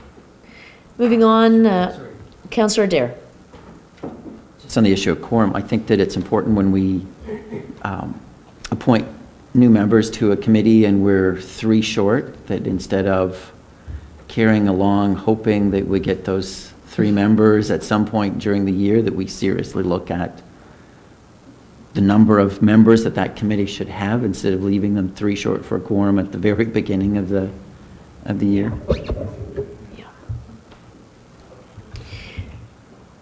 Like all volunteer organizations, the city is no different in that it becomes increasingly more difficult to attract volunteers to city committees, and that's something that is not unique to us. Item 12B4, we have a report. This is on a specific appointment. Councillor Boddy. Yeah, would be happy to move that. The candidate is somebody that's been there before, has lots of experience, knows what they're doing, and would probably be a good, strong, will be a good, not probably, will be a good, strong member for the DIA, so I'll move that recommendation. Okay. All those in favor? Opposed? That motion is carried. Thank you. We have a report from the Financial Services Department and Manager of Revenue with regards to property tax mitigation at the health unit. Councillor Purdon. Move acceptance of the recommendation. It's executing a bylaw for a rebate of property taxes paid and an agreement between the city and the health unit to exempt the lands from taxation. Thank you. Councillor Wright. Thank you very much. I just would like to say thanks to James over there, because we had to work through this with Impact, and it was quite a process that had to be followed in order to exempt this building as a health unit, and between our finance department with Wayne and James, and Impact actually came right up to Owen Sound, 3 members, out to the Board of Health, and to get this and put the process together, what had to be done in order to exempt it. So I just want to say thank you to them for the work they did. Mr. Ritchie. Thank you, Your Worship. Thank you, Councillor Wright. I would just say that the work isn't perhaps completed yet, but we're down that road with these two, and we will be monitoring it and informing the council of anything that develops along the way. But I don't want to say it's complete yet. We haven't hit home run quite yet, but we're close. But we're very close, yes. Thank you. Further discussion? All those in favor? Opposed? That motion is carried. We have a report from purchasing. This is provision of a background study and bylaw area-specific development charge for Sydenham Heights Phase 1. Councillor Body. We maybe get Ms. Coulter to give us a sort of a 2-minute summary, or is it Mr. McRoberts, a 2-minute summary of what this is, so everyone understands. Please do. Yes, through your worship, this is a study that will help us assist. We have various development areas within the city, and there are costs for servicing those properties relative to sidewalks, roads, water, sewer, and this is intended to provide a study that will allocate those costs based upon onto a development charge for the specific areas in question, including Sydenham Heights. So that's the purpose and intent of the area-specific development charge study. It is also a study that in our contract or site development agreement with the Heritage Grove development that we agreed we would undertake such study, as they front-ended some of the cost relative to some of those servicing requirements. So we're basically moving forward with what we agreed we would do, and we've looked at through the consultants. We had one consultant submit, although we had roughly about 40 plan takers. One consultant did submit a proposal. I understand that they're very busy, and that's likely the reason why we only had one submission. And that submission was conforming and was reviewed and seems to be adequate and is within the budget. Thank you for that overview. Councillor Body. Just a quick question. Is there a deadline when this will be coming back, or do we know when we'll have the report back and for the next step? I don't think there's a specific deadline. It certainly was a capital budget item for this year. We will be carrying it over, and it has been carried into our 2014 budget, but we will endeavor to get it done as quickly as possible during the spring of next year.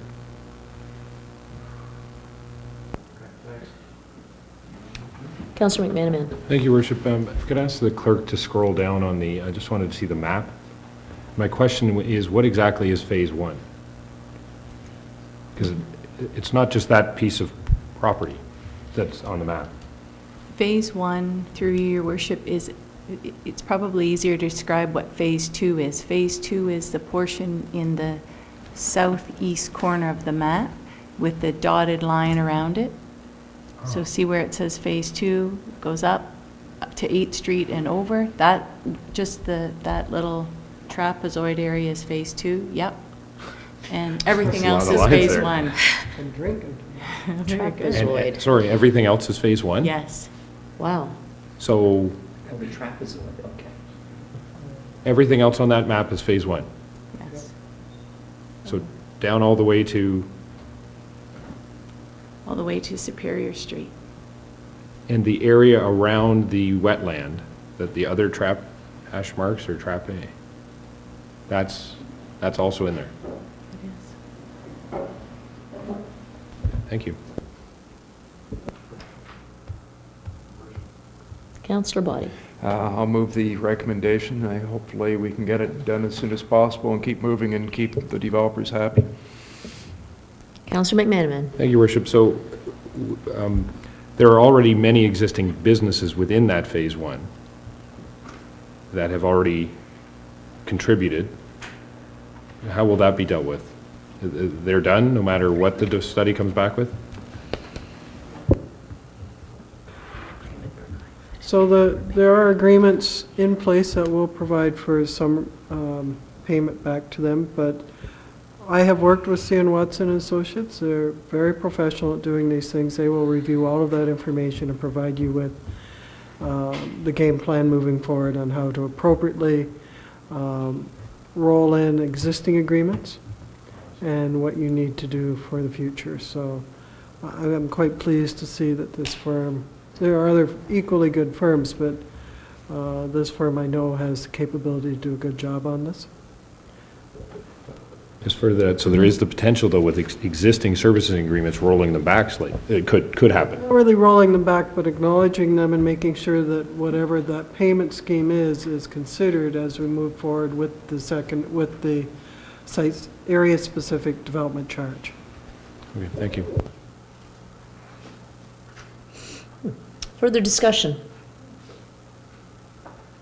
All those in favor?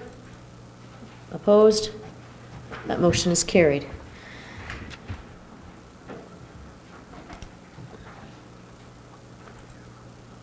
We have a report, 12B7, on transit three-route consultation. And I invite Mr. McRoberts to the podium.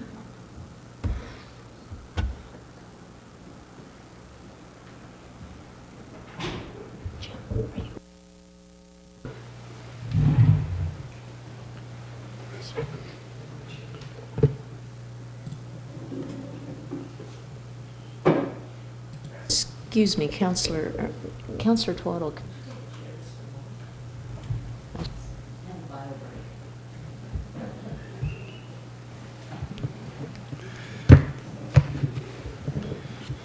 Thank you, Your Worship. Just to walk you through, this is a very similar presentation to what I made at the public meeting on the 20th of November, but I will just quickly go through it. For those members of the public that are at home that weren't able to be at that meeting on the 20th, it'll certainly give them the information that was presented. I will also update council with respect to the information that's been received since that meeting and present some additional information that follows along in the context of the report in front of you. So we'll talk about the contractual obligations that we talked about before. We'll do a quick background on what's been done so far with respect to public consultation. Quick overview of the feedback from the public. We'll talk about the design principles that were applied when we created these routes and the route options. We'll give you some feedback on the options that were received from the public, both from the actual consultation meeting as well as subsequent feedback received after that meeting. We'll talk about some alternatives for council to consider, and then we'll talk about the next steps. So, contractual obligations, council's all aware, but just for the public's sake, we ended in an 8-year contract with First Student Canada. This contract was based on no terminal operation. It was based upon a 3-route system that will be implemented on April 1st, 2014. First Student will be procuring the buses, as well as the operating hours will be pretty much the same. We have Monday to Friday, except the difference was on Saturday that we'd have operating hours from 9 to 4, an hour and a half earlier, cessation of service.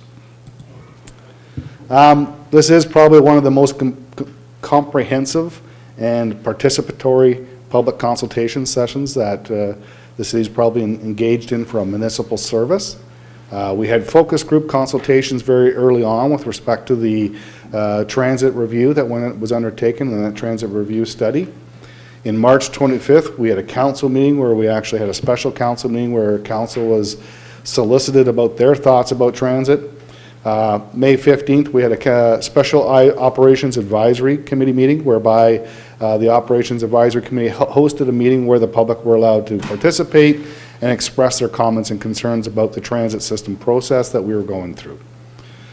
On October 23rd, we also had a public consultation, a facilitated public consultation session. These weren't meant to be public meetings, they were meant to be consultation sessions where we were trying to gather information from the transit riders and the public to be able to help us design 3 route systems. Again, after the October 23rd, we had a commenting period that went on for a week or so, received great information through that comment period, and also there's a questionnaire that was part of that process.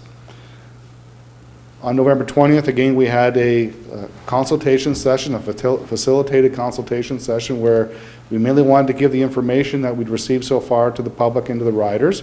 We also wanted to engage them again on what the route options would be and what their preference might be.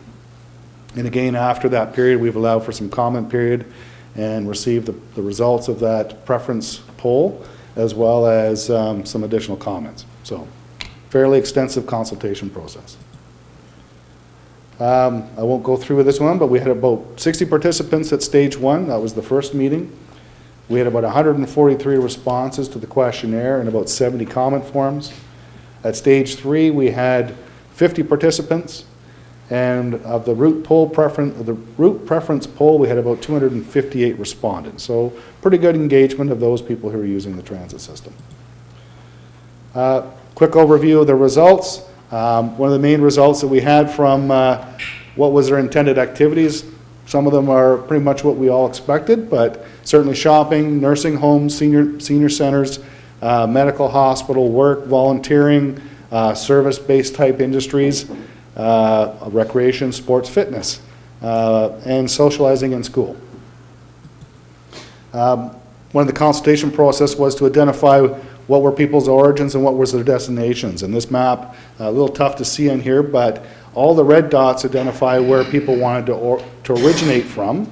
There may be additional numbers next to those dots, which might say there were 5 people, 1 person, 2 people. Of interest, though, is the green dots was the destinations where people wanted to go.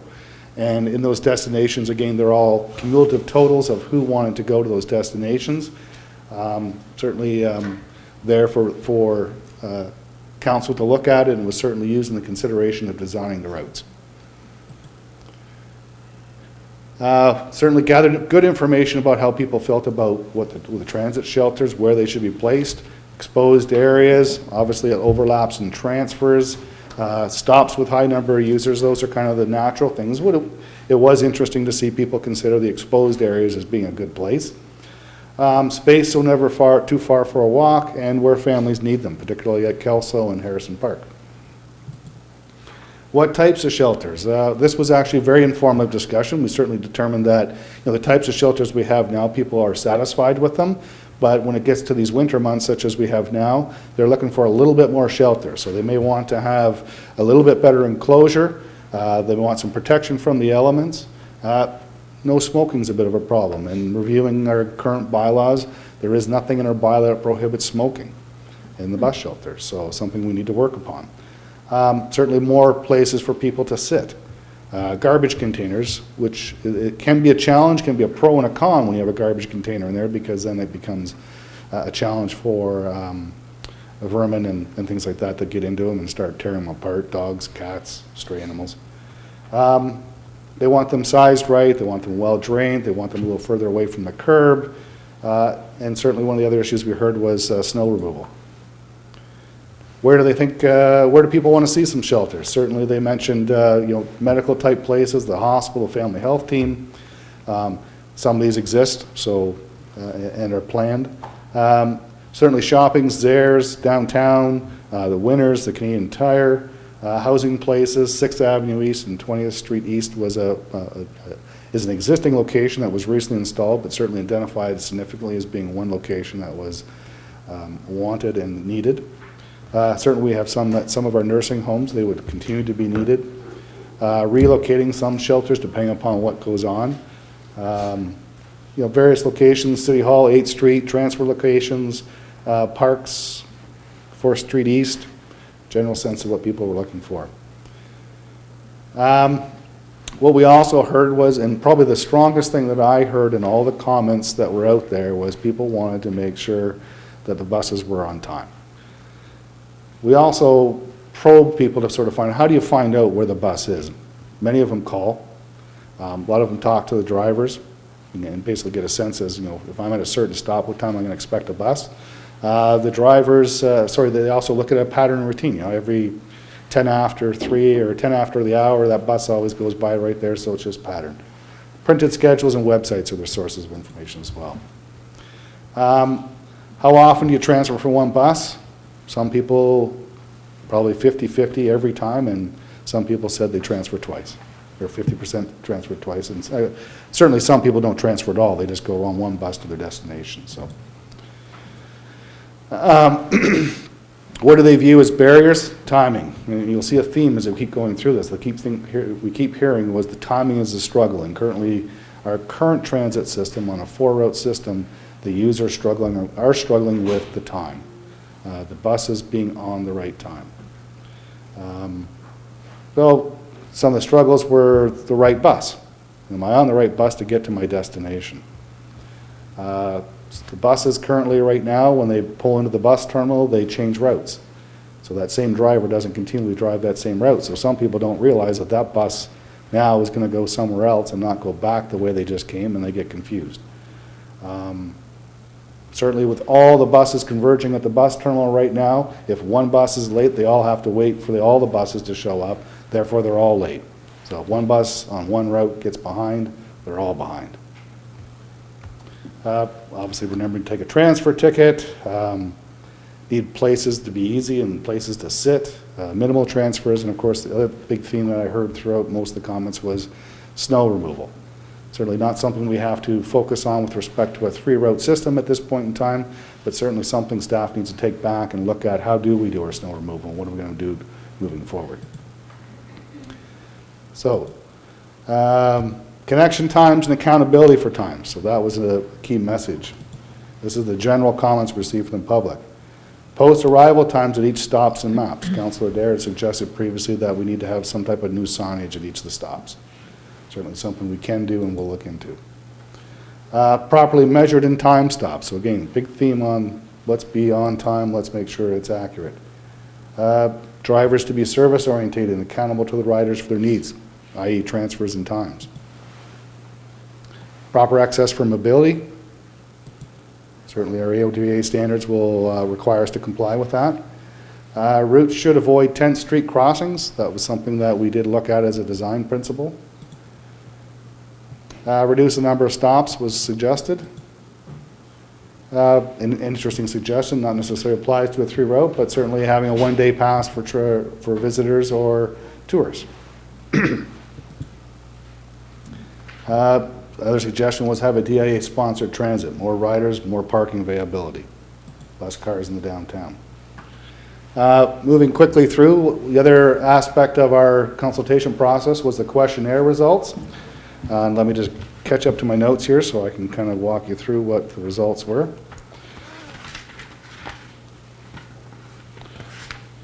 So in the first questionnaire, we asked what the current age was. It basically shows that 65% of our transit riders are in the age of 50-plus category. Seems to be a bit of a gap in our under 17 category, but looking at some of our retail sale of passes, monthly passes, we get a pretty even distribution, particularly in the high school, college level of transit riders, then adults, and then a little bit less maybe on seniors. So that's our demographics based upon who participated in the questionnaire and demographics based upon who buys passes.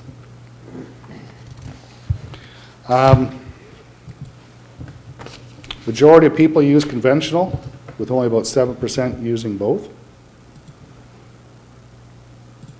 Oops, sorry. Go back here. As far as the sale of passes, majority of people use passes, while approximately 35% use cash. 38% use it daily, while about 43% use it about 3 to 5 times per week. Again, these are the respondents to the questionnaire and not necessarily all of the ridership. Dominant uses are medical, shopping, social, work, then school. Specialized transit, focusing on them, they tend to, rather than using on a daily basis, they're focusing more on about a 3 to 5 times a week. That's the dominant usage. For those that currently don't use transit, about 25% of the people that participated in the questionnaire suggest that they will use transit in the future, and 75% indicate they would not. Well, that's interesting. Yeah, but it's only 12 people. Moving through into the comment form summary. This is a comment form that was provided to all the attendees at the October 23rd meeting and also online. This is a summary, and it's a general, I've grouped them, but it gives you a general sense of comments. The fare system, that was suggested that people on OSDP get a reduced fare. Create a day pass system for visitors or tourists. Purchase tickets in advance, 10 tickets at one time, which we currently do. Bus service for the community, not for the city to make a profit. Allow for more than one transfer. Rather than funding transit, council should subsidize local taxi. Consider reloadable card system with a vending machine that takes cash, credit, or debit. And certainly something we can look at in the near future. Sell passes at wheelchair accessible locations. From the standpoint of the routes, no problem with 3-route system if it's kept to 30 minutes. That was a comment provided. It was suggested to have buses running in both directions. That kind of would defeat our purpose from a standpoint of saving dollars, because I would have to have twice as many buses. Stay on a 30-minute service. Again, that theme, that was a very common comment throughout all the information. Question was raised, why does the bus go directly to the door at the Julie MacArthur Regional Recreation Center but not to the Family Health Team? Makes no sense. 3-route system will not work. Bad enough with 4 system not being on time. Again, the time theme. People will have to walk farther. Don't touch the Brook route. I also heard a comment, which I didn't include, was get rid of the Brook route. But go back to the 3-route system we had 12 years ago. I don't know if that was 12 years ago. I just used that quote. Rotate around City Hall. Moving into additional comments on routes, keep the East Bayshore route along 3rd Avenue East. 1 east-west route with 2 north-south routes, 1 on each side. That is pretty much option 1. Service into Harrison Park. Routes need to be more direct. Send 1 of the routes into the mall and the hospital. Ensure routes link social housing with services such as shopping, health, and employment. People should be prepared to walk a few blocks to reach to their bus routes.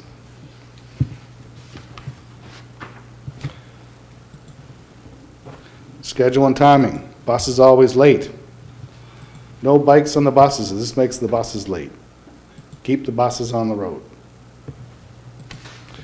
Service. Suggested that we need a mission statement. Keep bus service to the mall, grocery, hospital, and family health offices.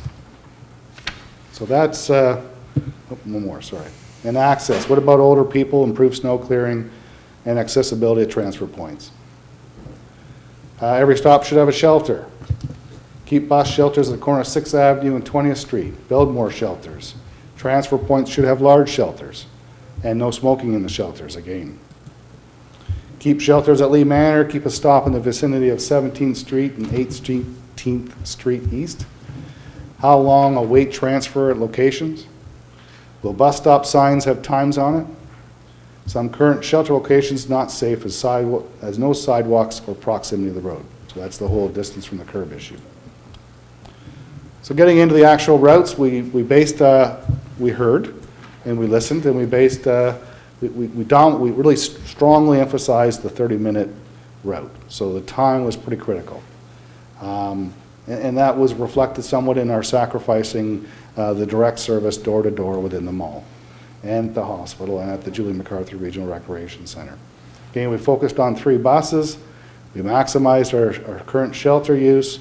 We avoided congested areas. We attempted to use intersections with signalization as much as possible and tried to avoid left turns, particularly at non-signalized intersections. And we had to maintain transit access along 8th Street East on the north side of the road, simply because that's the schools and we don't have any point where the students could cross the road to get them to access on the south side. So we did present 3 options to the public at that meeting. Certainly option 1, as you can see above, has its pros and its cons. One of the advantages of that route was all destinations within the city were covered. And quite frankly, each of the routes pretty much was capable of covering all the destinations that were identified by the public. Some might argue that it's a logical configuration of how the route should work. That was the suggestion, that there should be 1 going east-west and 2 north-south routes. It seemed logical. It seems to be something that would be intuitive. Certainly we tried to attempt to make sure that we were within 450 meters of all the origins. So make sure that the routes were within 450 meters of an origin. And majority of the shelters were being used without having to relocate any of them. The disadvantages with this route, certainly if you're looking at the Brook area, there's a lot of origins in there that could not be picked up and maintain a 30-minute transit service.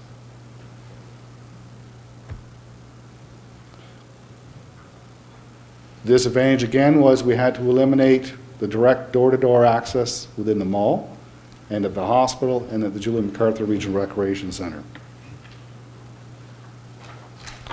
The other challenge we have with this route is that all the major destinations for this route or for the city are on that one route, which we call the crosstown, the blue route, and that might create some capacity issues for us if that's the dominant destination. And at peak periods, we may find that that bus will be too full to be able to service all those destinations on one route.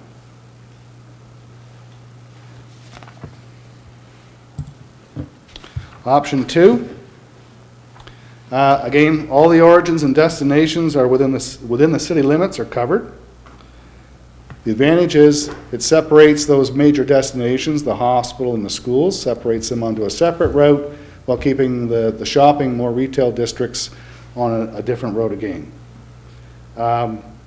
It has the least number of transfer locations, these black dots. I'm trying to get my light here to work.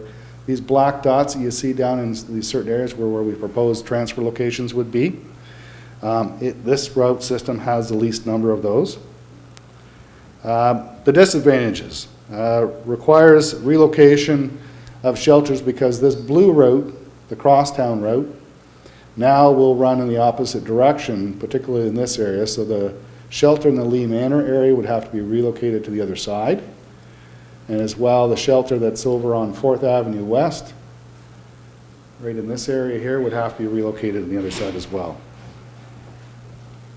And again, as in each of the routes, the service to the rec center, to the mall, and to the hospital, the door-to-door service was reduced.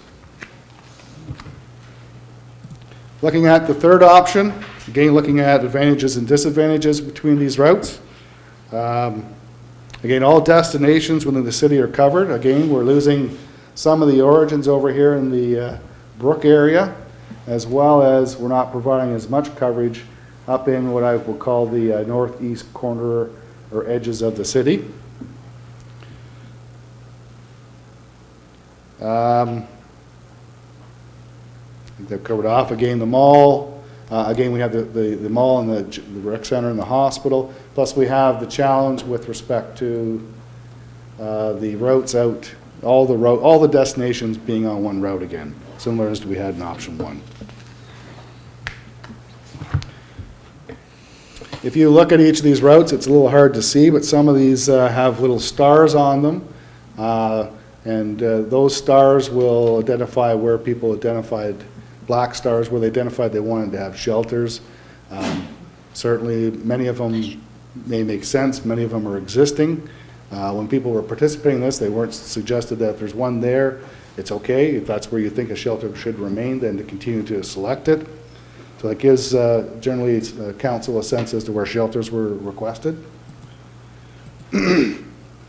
Looking at the poll results, so at the public meeting as well as on a website, as well as at the terminal itself, there were forms available for the public to indicate their preference of which route they preferred. Looking at the poll results and looking at the totals, we had roughly about 71 that supported option 1, so we had exactly 71 that supported option 1. We had 114 for option 2 and 73 for option 3. No clear majority popularity. The only other thing that we heard in a general comment to surmise some of the comments that we heard at the meeting and following the meeting to this date, concerns about the mall, the hospital, and the rec center. So taking those into consideration, we looked at and presented to council tonight as part of the report 3 alternative options to each of the routes, or sorry, 1 alternative option for each of the routes that council can consider that provides at least service for the hospital and for the mall. But it does have to, and consciously has to be aware of the fact that it sacrifices some other level of service. So I'm going to repeat each option, so it'll be option 1 and then 1A, and just so that people can see very quickly the transition between the types of service difference. So that's what option 1 looked like, not going to the mall. And if I take them all into it, you'll notice that the crosstown road on the west side gets cut short. Oops, sorry, I'm moving back and forth. I gotta move back and forth. Here we go. Here we go. So if you look at option 1 and then you take the blue road, it gets cut a little bit shorter to be able to access the mall and the hospital. Takes away a transfer point between the brook and the crosstown and leaves a bit of a blank there between on the west side there where there wouldn't be much service, but you'd still be within 450 meters of a road. Okay? So if you move to option 2, again, looking at what will be the difference between adding the mall and the hospital to the East Bayshore route, the green route, and by eliminating that process, this is probably the most difficult, as it takes away that service into Ordnance Park, moves it up to 9th Avenue, and then results in that service. Still, again, service within 450 meters of as the crow flies, but certainly a fairly extensive distance for people there to have to walk from Ordnance Park up to 9th Avenue to be able to catch onto a bus. That's the change for that option. Looking at option 3, doing the same thing there. Again, the East Bayshore route, bringing it forward. One of the advantages we tried to keep a route here that went into the Bayshore, because now we're not going down on 3rd Avenue East. We wanted to keep some access to the Bayshore, but if we eliminated that access to Bayshore, maintained 3rd Avenue, went up St. Mary's Hill, like in this option, we would be able to gain enough time to be able to access the mall and the hospital. So as the report speaks to, those are the 3 options, but it also identifies the fact that regardless of what option council picks, if they so choose to pick one tonight, we still need to have an expert go through and optimize that route to make sure that we know the particular start points for each route such that the wait times at all the transfer locations is as minimal as possible. And that's an optimization process, that's an iterative process that is best done by a computer model, because it'll take a whole series of iteratives to get to that point. The other benefit possibly of bringing in a transit expert here is they can validate the routes. And this is another option for council, that they can validate the route times in the sense that we've used sort of industry standards to create the timing sequence for the routes and the extents of the routes. but they may be able to go into a much more detailed analysis of the route based upon local conditions, local traffic, transit use patterns, and be able to refine that number a little bit and see if there's some opportunities or again some challenges. And those opportunities might mean that we can maintain the service levels we want, but also still go to the mall without reducing the service that we propose in the first 3 options. Downside again too is that we may go through this process and identify that we need to trim them a little bit more just to make them on time. The advantage of that is that we know that this has been truthed, as we could say, through somebody with some other credentials, that we'll be able to make sure that, as we want to be sure, is that these transit routes are going to work when we implement them. So, certainly could leave it at that. Quickly, timelines. I've told council this several times what the timelines are. Basically, December to March is our implementation time. There's a lot of work to get done. If council does not choose a route tonight and wishes to retain the services of a transit professional to assist us in refining and optimizing that route and validating it, we may be able to gain up some of that lost time by having that same group or organization assist us from a resource standpoint in the implementation process and help us speed up that process as well. Well, thank you very much for this report and in fact for all the work that you and your department have done over the last year and a bit on public transportation.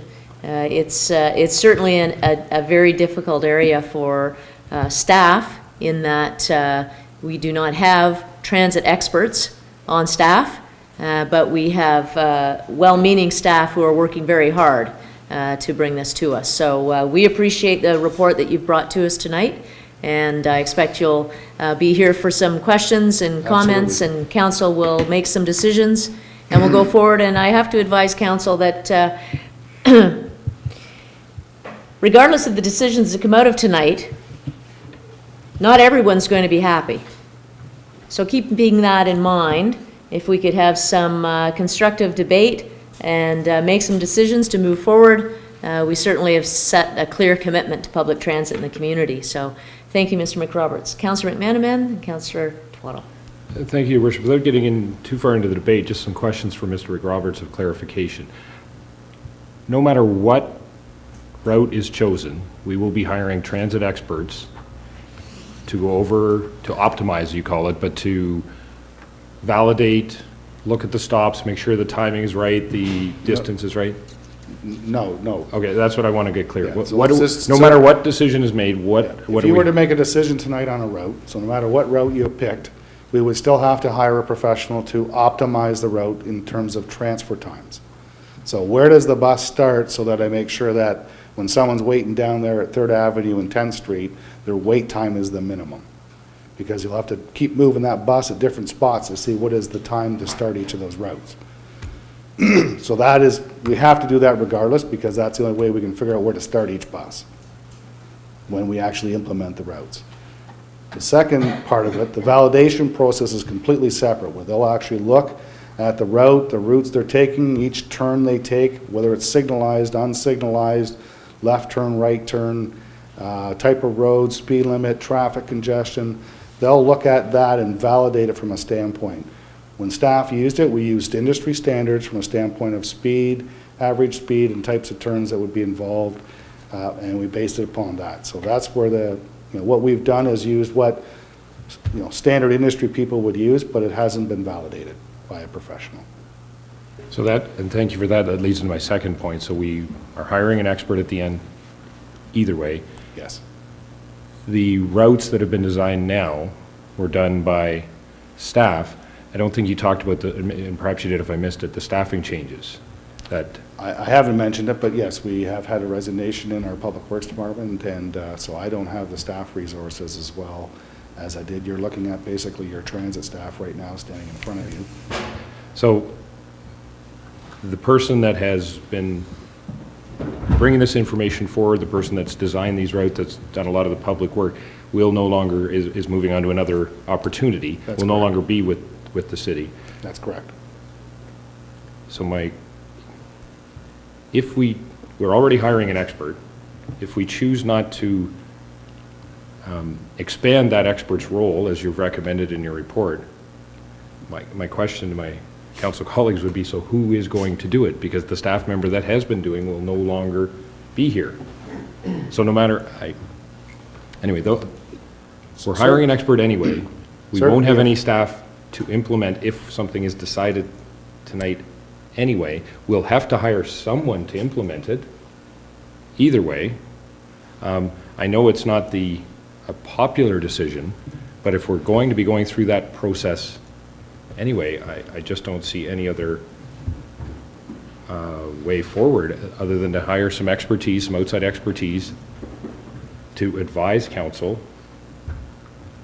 Before I decide whether we should go to Ordnance Park, before council decides whether we should go to Ordnance Park or the mall, perhaps we should get some expert advice on that matter. We're not under a time crunch, such a time crunch that we have to make a decision right now. My opinion is we should get that expert advice, get back some solid recommendations from that expert, knowing full well that we do not have the internal staff to do it any longer. Anyway, those are my thoughts, Your Worship. Thank you. Thank you. Councillor Lemon, then Councillor Twaddle. Well, first of all, I have a great problem with hiring a consultant from Toronto to tell us about Owen Sound. There is expertise within the community of Owen Sound that's available to us. People who've been involved in transit and using them to take a look at the routes. Because quite frankly, I can't vote for any of these routes that we have now. I'll be honest with you. I looked at them very carefully. I attended all the meetings. My concern is walking distances, and I just don't feel that those routes work. A lot of people are very upset that the transit system is not going to service, and walking distances are an issue with a lot of people. And one of my concerns is if we don't get these routes right, we're going to have to hire another specialized transit bus because we're getting close to capacity with our system now. And with the current voids that are in the areas not covered, there are people who can't walk 1,200 feet and have the stamina. There's also a question of the longness of the runs. The runs become even longer. And depending on the route, someone coming in from the northeast corner of Owen Sound with one system, I think, has to take 3 buses if they want to go to the medical center. Somebody who lives out in Brook who wants to go to the hospital is going to have a very lengthy trip. And the other fly in the ointment, and it sounds good on paper to have the bus meet here and another bus meet there. Well, with all due respect, the problem we have now with one bus being late at the terminal will get compounded when you have more than one common meeting location. Because if the Brook bus, or whatever we're going to call, I'll call it the Brook bus for now, is late and I'm taking the green bus, then I'm going to have to wait half an hour in a terminal or in a shelter with limited protection from the weather, no accessibility to public washrooms, etc. So I'm very, very concerned that what we're doing. And the other thing is, I think we should take and make use of people within the community who know the community and who know the transit system. And I know that those people would help us with the problem a lot, and because they already know it. I think this is the way we have to go. The present models don't work, and I think you're going to see a loss in ridership that is humongous. The purpose of a transit system is to move people in an efficient and useful manner. And we're going to make the transit system less accessible with the current routes. As an example, the last meeting, a huge number of people pointed out that they want to go into the mall. Now we're addressing that. But that was, big issues like that were missed. And I really think that we have to rethink the options. And I don't agree with hiring an outside consultant. I'm sick and tired of consultants. Let's get some people with some knowledge who exist in our community. You may as well go back to your seat. Thanks. Councillor Twaddle. Thank you, Your Worship. I want to first say that commend staff who have been working at the direction of council. So it is inappropriate to criticize staff for doing what council asks them to do. Are the routes that are presented or the options that are presented perfect? No, they're not. They were an incredible effort by staff to take into account an amazing amount of public input. And the 10 or 15 minutes that Mr. McRoberts spent this evening documenting the process and giving us the statistical information or the anecdotal information that the respondents presented was pretty straightforward for us tonight, because Mr. McRoberts and his staff have spent hours and hours and hours analyzing the information, trying to make sense of it, putting it on maps, and trying, within the direction given to them by council, to be, as much as possible, all things to all people.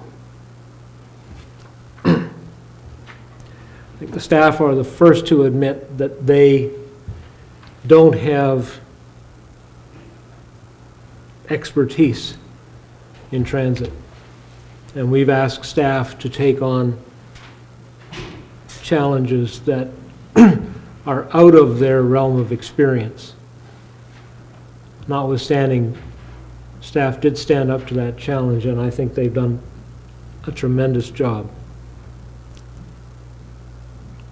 Are the routes perfect? No, they're not. I think our obligation as a council is to develop the routes as close to perfect, or to optimize the routes as best we can. I agree with one thing that Councillor Lemon said. We have to get the routes right.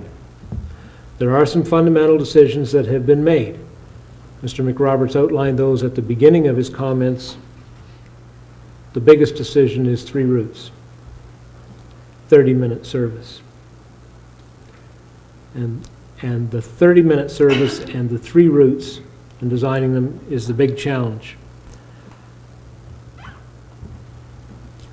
I think we know that none of the routes as they've been presented satisfies everybody. In each route there's a compromise.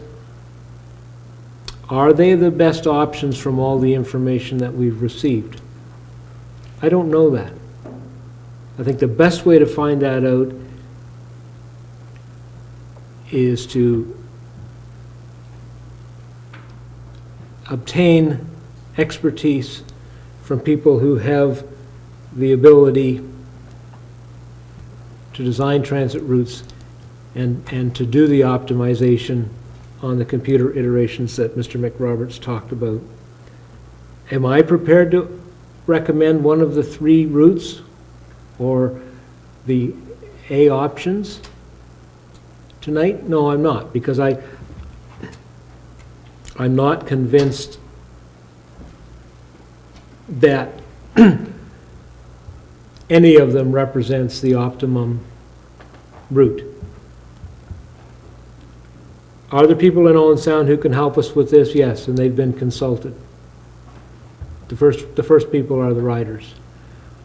A key group are the drivers themselves, who understand the ridership. They understand the routes and the challenges and the issues with traffic and all the things that are unique to Owen Sound. But we need to go beyond our staff's expertise and the local input, and now put all that information into a decision-making process that will make sense.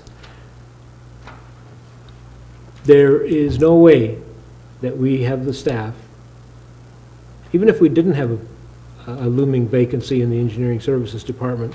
It was an incredible challenge for staff to do this, and last Friday we sat through a capital budget, most of which falls to the operations department, that is overwhelming for 2014. So the demands on that department are huge.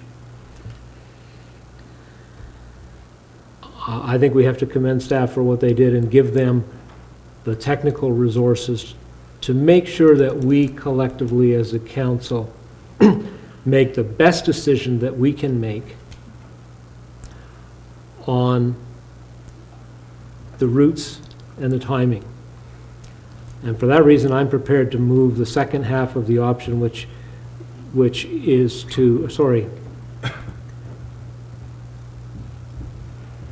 not recommend a preferred option, but retain a trained professional to review the options as developed by staff, the information that we've got, and the timing, and to move forward on the timeline that's been outlined by Mr. McRoberts so that we can stick to the April 1 decision. So that's not to select a preferred option tonight, because we've gone from 3 options to 6, all of which have positives and all of which have drawbacks. And I think we have to try to find the balance. But I think it would be inappropriate for us to expect an already overworked department to try to take that on as well. Okay, we do have a motion on the floor now. Councillor Purdon. Thank you. I do support the motion by Councillor Twaddle. I think staff has brought it as far as they can right now, and we need expertise that we don't have in-house, and we also are really confronted with a situation in the staffing complement where we don't even have our in-house people that were here to help. I think it's absolutely clear that we need to bring resources in to take this with staff the next step, and also to assist council. I do have a few comments, so just on the process so far. I think when we decided a 3-route system, what I heard at the council table was that there would really not be a big impact on service with a 3-route system as opposed to a 4-route system. And I think the routes that have been presented all along show us that that actually was an assumption that can't really be borne out. There's big impacts for people who use our system with the change to a 3-route system. And now our task, having made that decision, is to work as hard as we can with the expertise we bring in, but also the expertise in the community, to make sure we have the best possible 3-route system that's going to meet the needs of the most of our transit users. And when I was at the public meetings, certainly people are upset because they depend so much on the transit system. And there were a lot of people saying, well, I don't know how I'm going to get my group to Boulding now with any of these suggestions. It will not work. We can't do it. So people are being faced with what they've been offered as recommendations, with inability to do the things they've always done using the transit system. We may not be able to fix that, but certainly we need to know still from the public what's more important for them, walking further or waiting longer. Some of those variables. Maybe there are some very different ideas that an expert could bring to the table that we haven't thought of or that people haven't thought of. So I do support the motion, and I hope we can continue the dialogue with the public. I think it's been excellent. It hasn't been always really happy, but I think it's been a very important process in terms of making sure people are heard and can bring their concerns forward.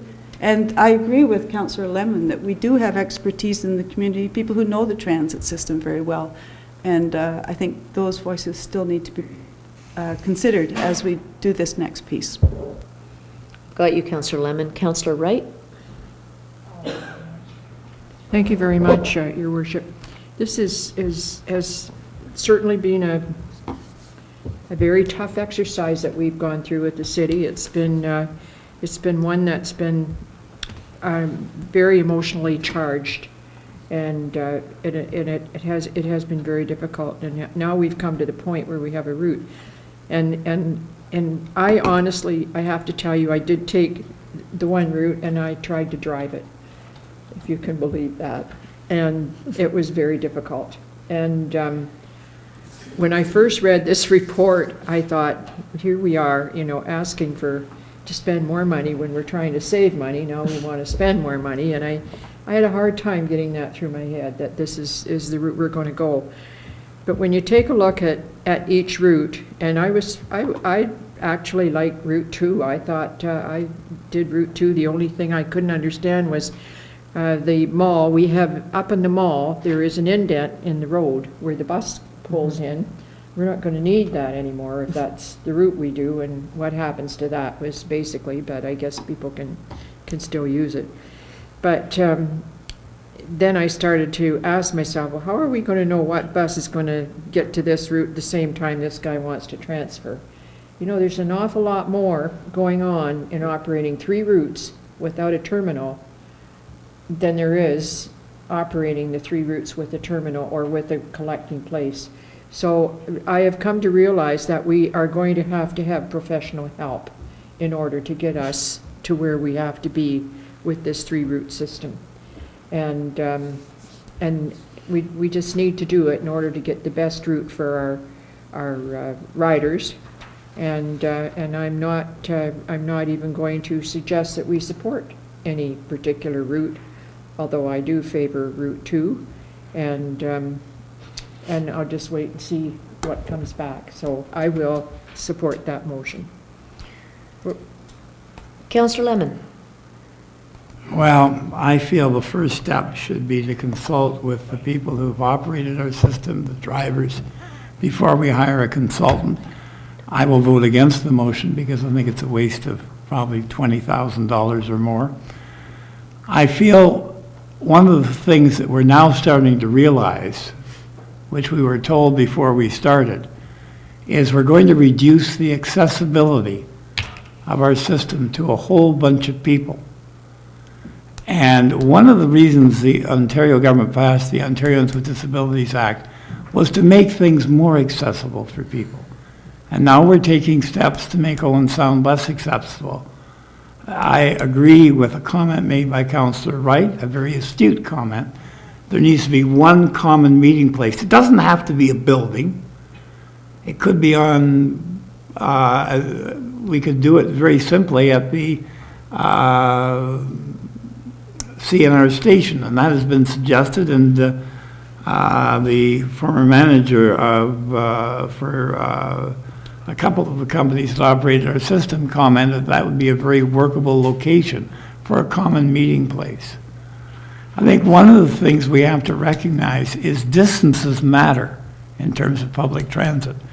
And my concern is we have a lot of spaces that are not covered, and the walking distances are too far.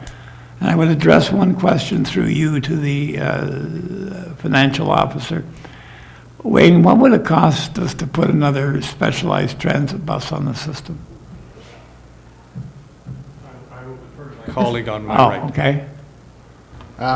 Certainly, I did ask our current service provider whether our specialized transit system is operating at capacity or stressed at this point in time. It certainly is not. Certainly the clear, almost immediate response back was that by no means is our specialized transit bus getting overused or taxed? Certainly, though, if we will at some point in time, as time goes on, and as the city grows, we may require to have a specialized transit service expanded. Certainly, we'll have to look at that and consider what it is. Unfortunately, with the transit contract, it was a fixed fee for all service. It wasn't specialized or separated out for the specialized transit. So it would have to be something we'd have to look at. I don't know off the top of my head if we were to add another specialized bus route run to the city, what that would cost with our current service provider. Well, the reason I was asking is I know that at times the current bus is totally full and it double books, which is great from our point of view, but if we get a lot of people dissatisfied with the decision we make, we're going to have a lot of the people who can use either going entirely to specialized transit. And I don't think one bus is going to do it for long. I really feel that we have people in the community who have operated the system, who've driven the system, and I do not feel that there was enough consultation with them because they know where people get picked up, they know where people get dropped off, and they may know ways to reduce the time of the bus routes effectively. I feel there was some consultation, but there wasn't adequate consultation in that area. And I feel, personally, that hiring somebody from Toronto to come here and design a bus route and time a bus route, maybe after we have somebody who knows the community well and knows the former routes well, look at it, maybe then, but not now. I think it would be premature. I don't know that anyone said the person was from Toronto, but appreciate your comments. Councillor Body. Thank you, Your Worship. You know, none of us, the taxpayers don't want us spending money that foolishly. None of us want to spend money foolishly. I think that we've worked awfully hard, and at times we've been almost foolish in our attempt to cut funds, and we've cut our nose to spite our face. If we try and proceed with one of these routes, and we put in the bus shelters, and in a year's time or 2 years' time, we realize, oh, boy, did we miss. We're spending an awful lot of money that we can't get back, and it just seems to be smarter to spend a little bit of money now and make sure we get it right before we spend the big money on the shelters that will be going in down the road. We have to get this right. It's in the best interest of the city. It's in the best interest of all of us as citizens, whether people use the bus or not. We have to get it right. And it will be cheaper in the long run to get it right now than to mess around with it for a couple of years with a bunch of changes and not get it right, and keep trying to plug it and re-band-aid it and fix it with crazy glue. Sometimes we do have to go outside of our city to get experts. Bigger populations can afford to have experts that specialize in engineering, in law. Certainly in my practice, there's certain lawyers that can do things, security law. You know, if you want to take your company and go public, you're not going to use an on-sound lawyer to do it because we've never seen it before. We don't know what we're doing, and there won't be a lawyer in on-sound that would tell you that they would take it on because it's so specialized, and sometimes you have to go to specialized people outside your city. This is one of those occasions. I will support the motion. Councillor Chamberlain? Yes. Well, I wanted this to be a senior-friendly community. And this exercise has been really kind of difficult because a lot of the seniors haven't been very friendly in the last little while. One of them told me today that it takes her an hour and a half by bus when she could go by car in 8 minutes. It's pretty tricky for that to be a good service. I do believe we want to have the best service we can have. I have spoken to 3 people that are well experienced who are willing to help whatever person we put in charge, and they've all said I can use their names. One was Dave Swales, who was a dispatcher, and Brenda Wilson, who was at our terminal and John Christie, who drove for many times, they all think they have got some input into this. And that's what I'd like to make sure we do, is that we do use our local people that have given this a lot of thought, as all of us have, along with working this all out. And I don't know what hiring an expert means. I hope it's local. That's what I was hoping, because I think that is where we kind of got off from the very beginning. We had some people work on our plan, and it was not from local people. It was people that were experts, and we've been working from it ever since. So I will support the motion, but I really would like to make sure that we use some of the local people for input with that. Okay. Councillor Adair. Thank you, Your Worship. I certainly came into the meeting thinking almost exactly the same that Councillor Wright did. I was quite prepared. I like Route 2, but I have heard the arguments, and I realized at some point we would need to hire someone. I'm not sure there's a lot of people in Owen Sound who do complex computer modeling for transit systems and start times, etc. I'm not even sure what that means, so I'm pretty sure we need an expert for it. I have never seen the level of public participation ever in my 15 years on council for any issue. Not only the level that the city has asked for public participation, but the level of public participation that we have received from the ask.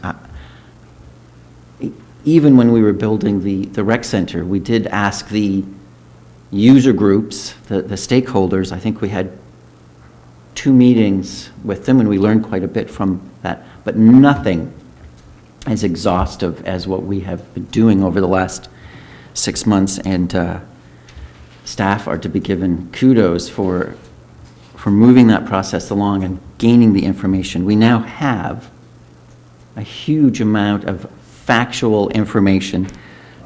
We have preferences from people. We have, over the last 6 months, set out some parameters in which we would like to see a system developed. And I think it was Councillor Purdon who said, that our staff have done yeoman's service on this, and they've taken it as far as they can go. I don't know how to design a bus route. I know how to use a bus. I know how to get a transfer. I like to be in a shelter when it rains, but I don't know how to design a bus route. And I would think any councillor around here that claims that they do doesn't understand what our job is, which is not to design routes or to be involved in the day-to-day operations of the city, but to set policy and parameters. And I believe that we have, certainly over the last 6 months, done that. I think we have a clear understanding of where we want to go. We have consulted with the riders and the bus drivers and the people who are running the system. I think it's time to turn all that data over to someone else. The design of the bus routes, as we get down to where a stop should be, I can't imagine that that's a political decision about that there's a stop at this place but not a stop here. We have to, this system has to be designed in the best way possible to optimize that, to achieve all those things that we hope it can achieve. It's our job to set those parameters out and say, here's the information. It's got to be 30 minutes. We want to go into Heritage Place Mall. Come back to us when you're done crunching all of this data. So I support the information. I think there can continue to be ongoing consultations that we have done. I have never seen this level of consultation ever for anything that the City of Owen Sound has ever done before. So I think it's time that we move on and got some things done. And as to, sorry, I'm just going to ramble on a bit more. Our engineering staff have $25 million worth of capital projects to get started on for next year. And I'm hoping at some point that we can refocus that department away from a $600,000 operating unit of the city and back to the $25 million worth of capital work that we, on Friday, said we wanted to do. Councillor Purdon. Thank you. I just think it's important to note that the reason we've had such a outpouring of interest and such good attention is because the transit system is absolutely critical for people to participate as citizens in our city. And they're there because that's how they participate. That's how they go to work, how they shop, all those things that Mr. McRoberts put up on the screen of why people use the transit and where they go. It's really, really important. I would suggest we'd have a similar kind of outpouring of interest if we decided to make 10th Street one way. You know, for anybody who uses a car, everybody would be very interested in that. So I'm really happy that we've had people come forward. I think it means we've we're listening and we've created the opportunity, but we also do have to listen carefully. And I think that bringing an expert in will help us to do that with what we have, 3 routes, 30 minutes, the best possible way to do it. Okay, Councillor Twaddle, did you want to wrap it up? I just want to clarify, I was a little bit muddled when I made the motion, but it's actually the or part of the recommendation. I was trying to read it through my trifocals. But no, I think this is the right way to go. I think that we have listened and we have heard what people are saying, but we have a tremendous challenge to balance the needs of all the taxpayers in the city of Owen Sound. And I think somebody else mentioned that, well, one of the comments that was not put up, but that was heard, was get rid of the transit system. And I know that there are a significant number of people in the community, and I've heard this a lot over the years, who wonder why we need to run buses. Certainly, council has chosen not to be swayed by that argument, that all of us around this table and staff recognize the value of the transit system, particularly the people who really need it. And I firmly believe that I'm trying to vote in the best interests of maintaining a sustainable transit system. That doesn't mean a profit-making transit system, but one that is financially responsible for the citizens of Owen Sound. Anecdotally, just my daughter went to school in a suburb of Dallas, Texas, and this suburb specifically did not have public transit. It was a conscious decision of that municipality. And the reason they chose not to have public transit was because they didn't want the people who needed public transit living in their community. They wanted to make it difficult for them. I thought that was a horrendous decision, and you know, I think it's really important that we all understand that we are making exactly the opposite decision, that we want to embrace everybody in the community, especially the people who need public transit, in the most responsible way we can. Okay, we have a motion on the floor to the motion. All those in favor? We've recorded voting, Your Worship. Absolutely. Opposed? Recorded vote. Councillor Adair? In favor? Councillor Body? In favor? Councillor Chamberlain? In favor. Councillor Lemon? Opposed. Councillor McManaman? In favor. Councillor Purdon? In favor. Councillor Twaddle? In favor? Councillor Wright? In favor. Mayor Haswell? In favor. Thank you. That motion passes with 8 in favor and 1 opposed. Okay, moving on. Thank you for that, Council. We will move along to Oh, my goodness. 12, we should perhaps have a motion to receive all of the, well, no, we don't need to do that, actually.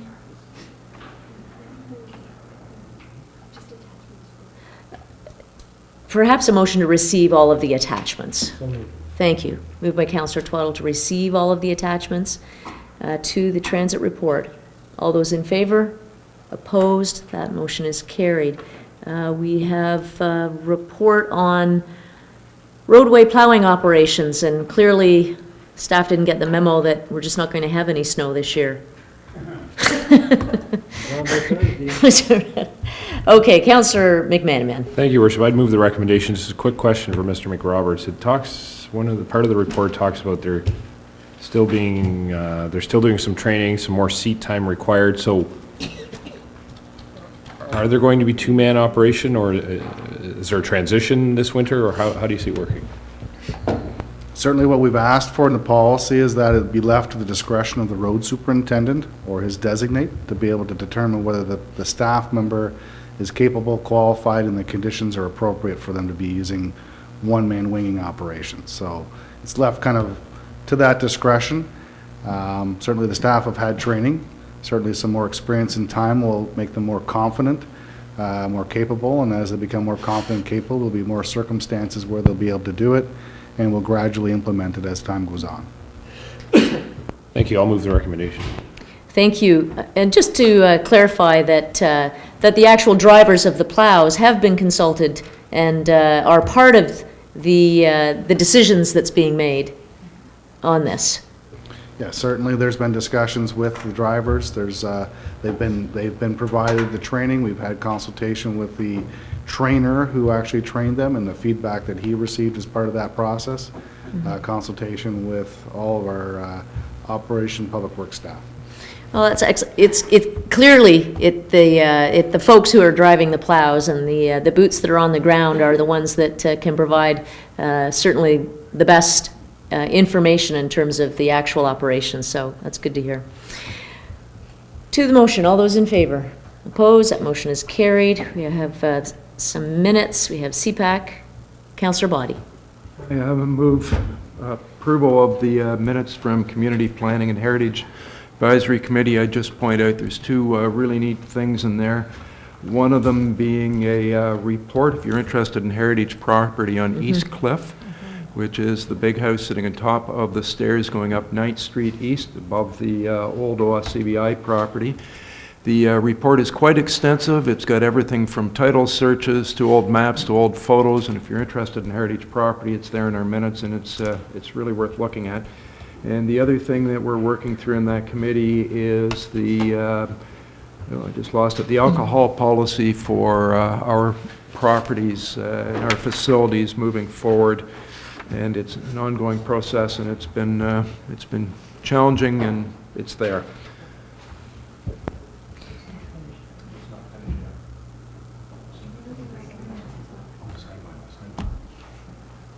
Also, some pretty extensive work's being done on the city's sign bylaw, which has been some time in the works. And are you moving recreation and parks as well? I might as well move them all at once, yeah, have one big movement. That's certainly in order for this evening. All those in favor?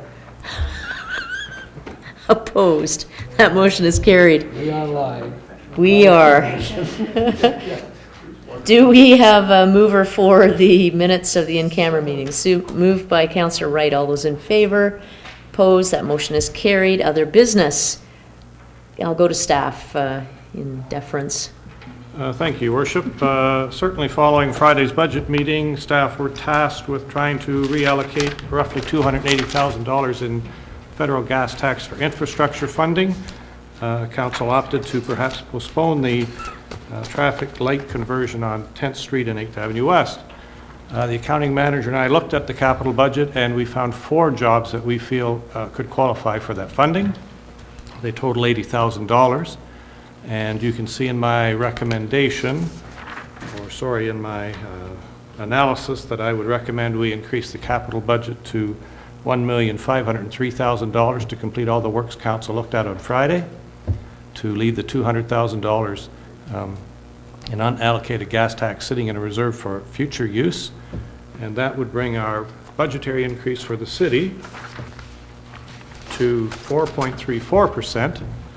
And when you combine that with the county and education levies, the increase at this time would be approximately 2.83%. So that is what we worked on over the weekend.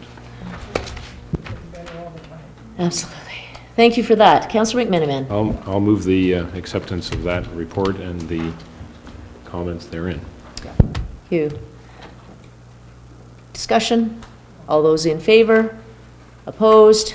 That is carried unanimously. Thank you very much. And thank you for working over the weekend to bring this back to council this evening. Couldn't golf. Thank you. The one item that I have is to ask if the bylaw committee could bring forward and dust off and bring forward, I believe, a report that was done in the recent past with regards to free parking for veterans, drivers of vehicles that have a veteran's license plate. A number of Legion members have brought this forward, and I do recall at some point that this was addressed. If there was an interest from council to have the committee take a look at that and bring it forward through the committee to council early in the new year. Mr. Ritchie. Through your worship, certainly I would have our manager of revenue look at this, as he's now managing parking, and come back with a full report for council. I want to say I believe they already are exempt from Well, and that is something I don't know. But I don't, yeah, okay. So perhaps even if through the committee, if they could look at it and come back to council with some report. It doesn't have to be particularly involved. Thank you. We have nothing else before the council this evening. Thank you. All those in favor? Opposed? That motion is carried. We're in formal session. A resolution adopting proceedings in committee of the whole, please. Moved by myself and seconded by Councillor Twaddle, the actions taken in committee of the whole in considering public meetings, deputations, public question periods, matters arising from correspondence, reports, matters tabled, motions for which notice was previously given, and other business be hereby confirmed by this council. Thank you. All those in favor? Opposed? Motion is carried. Bylaws.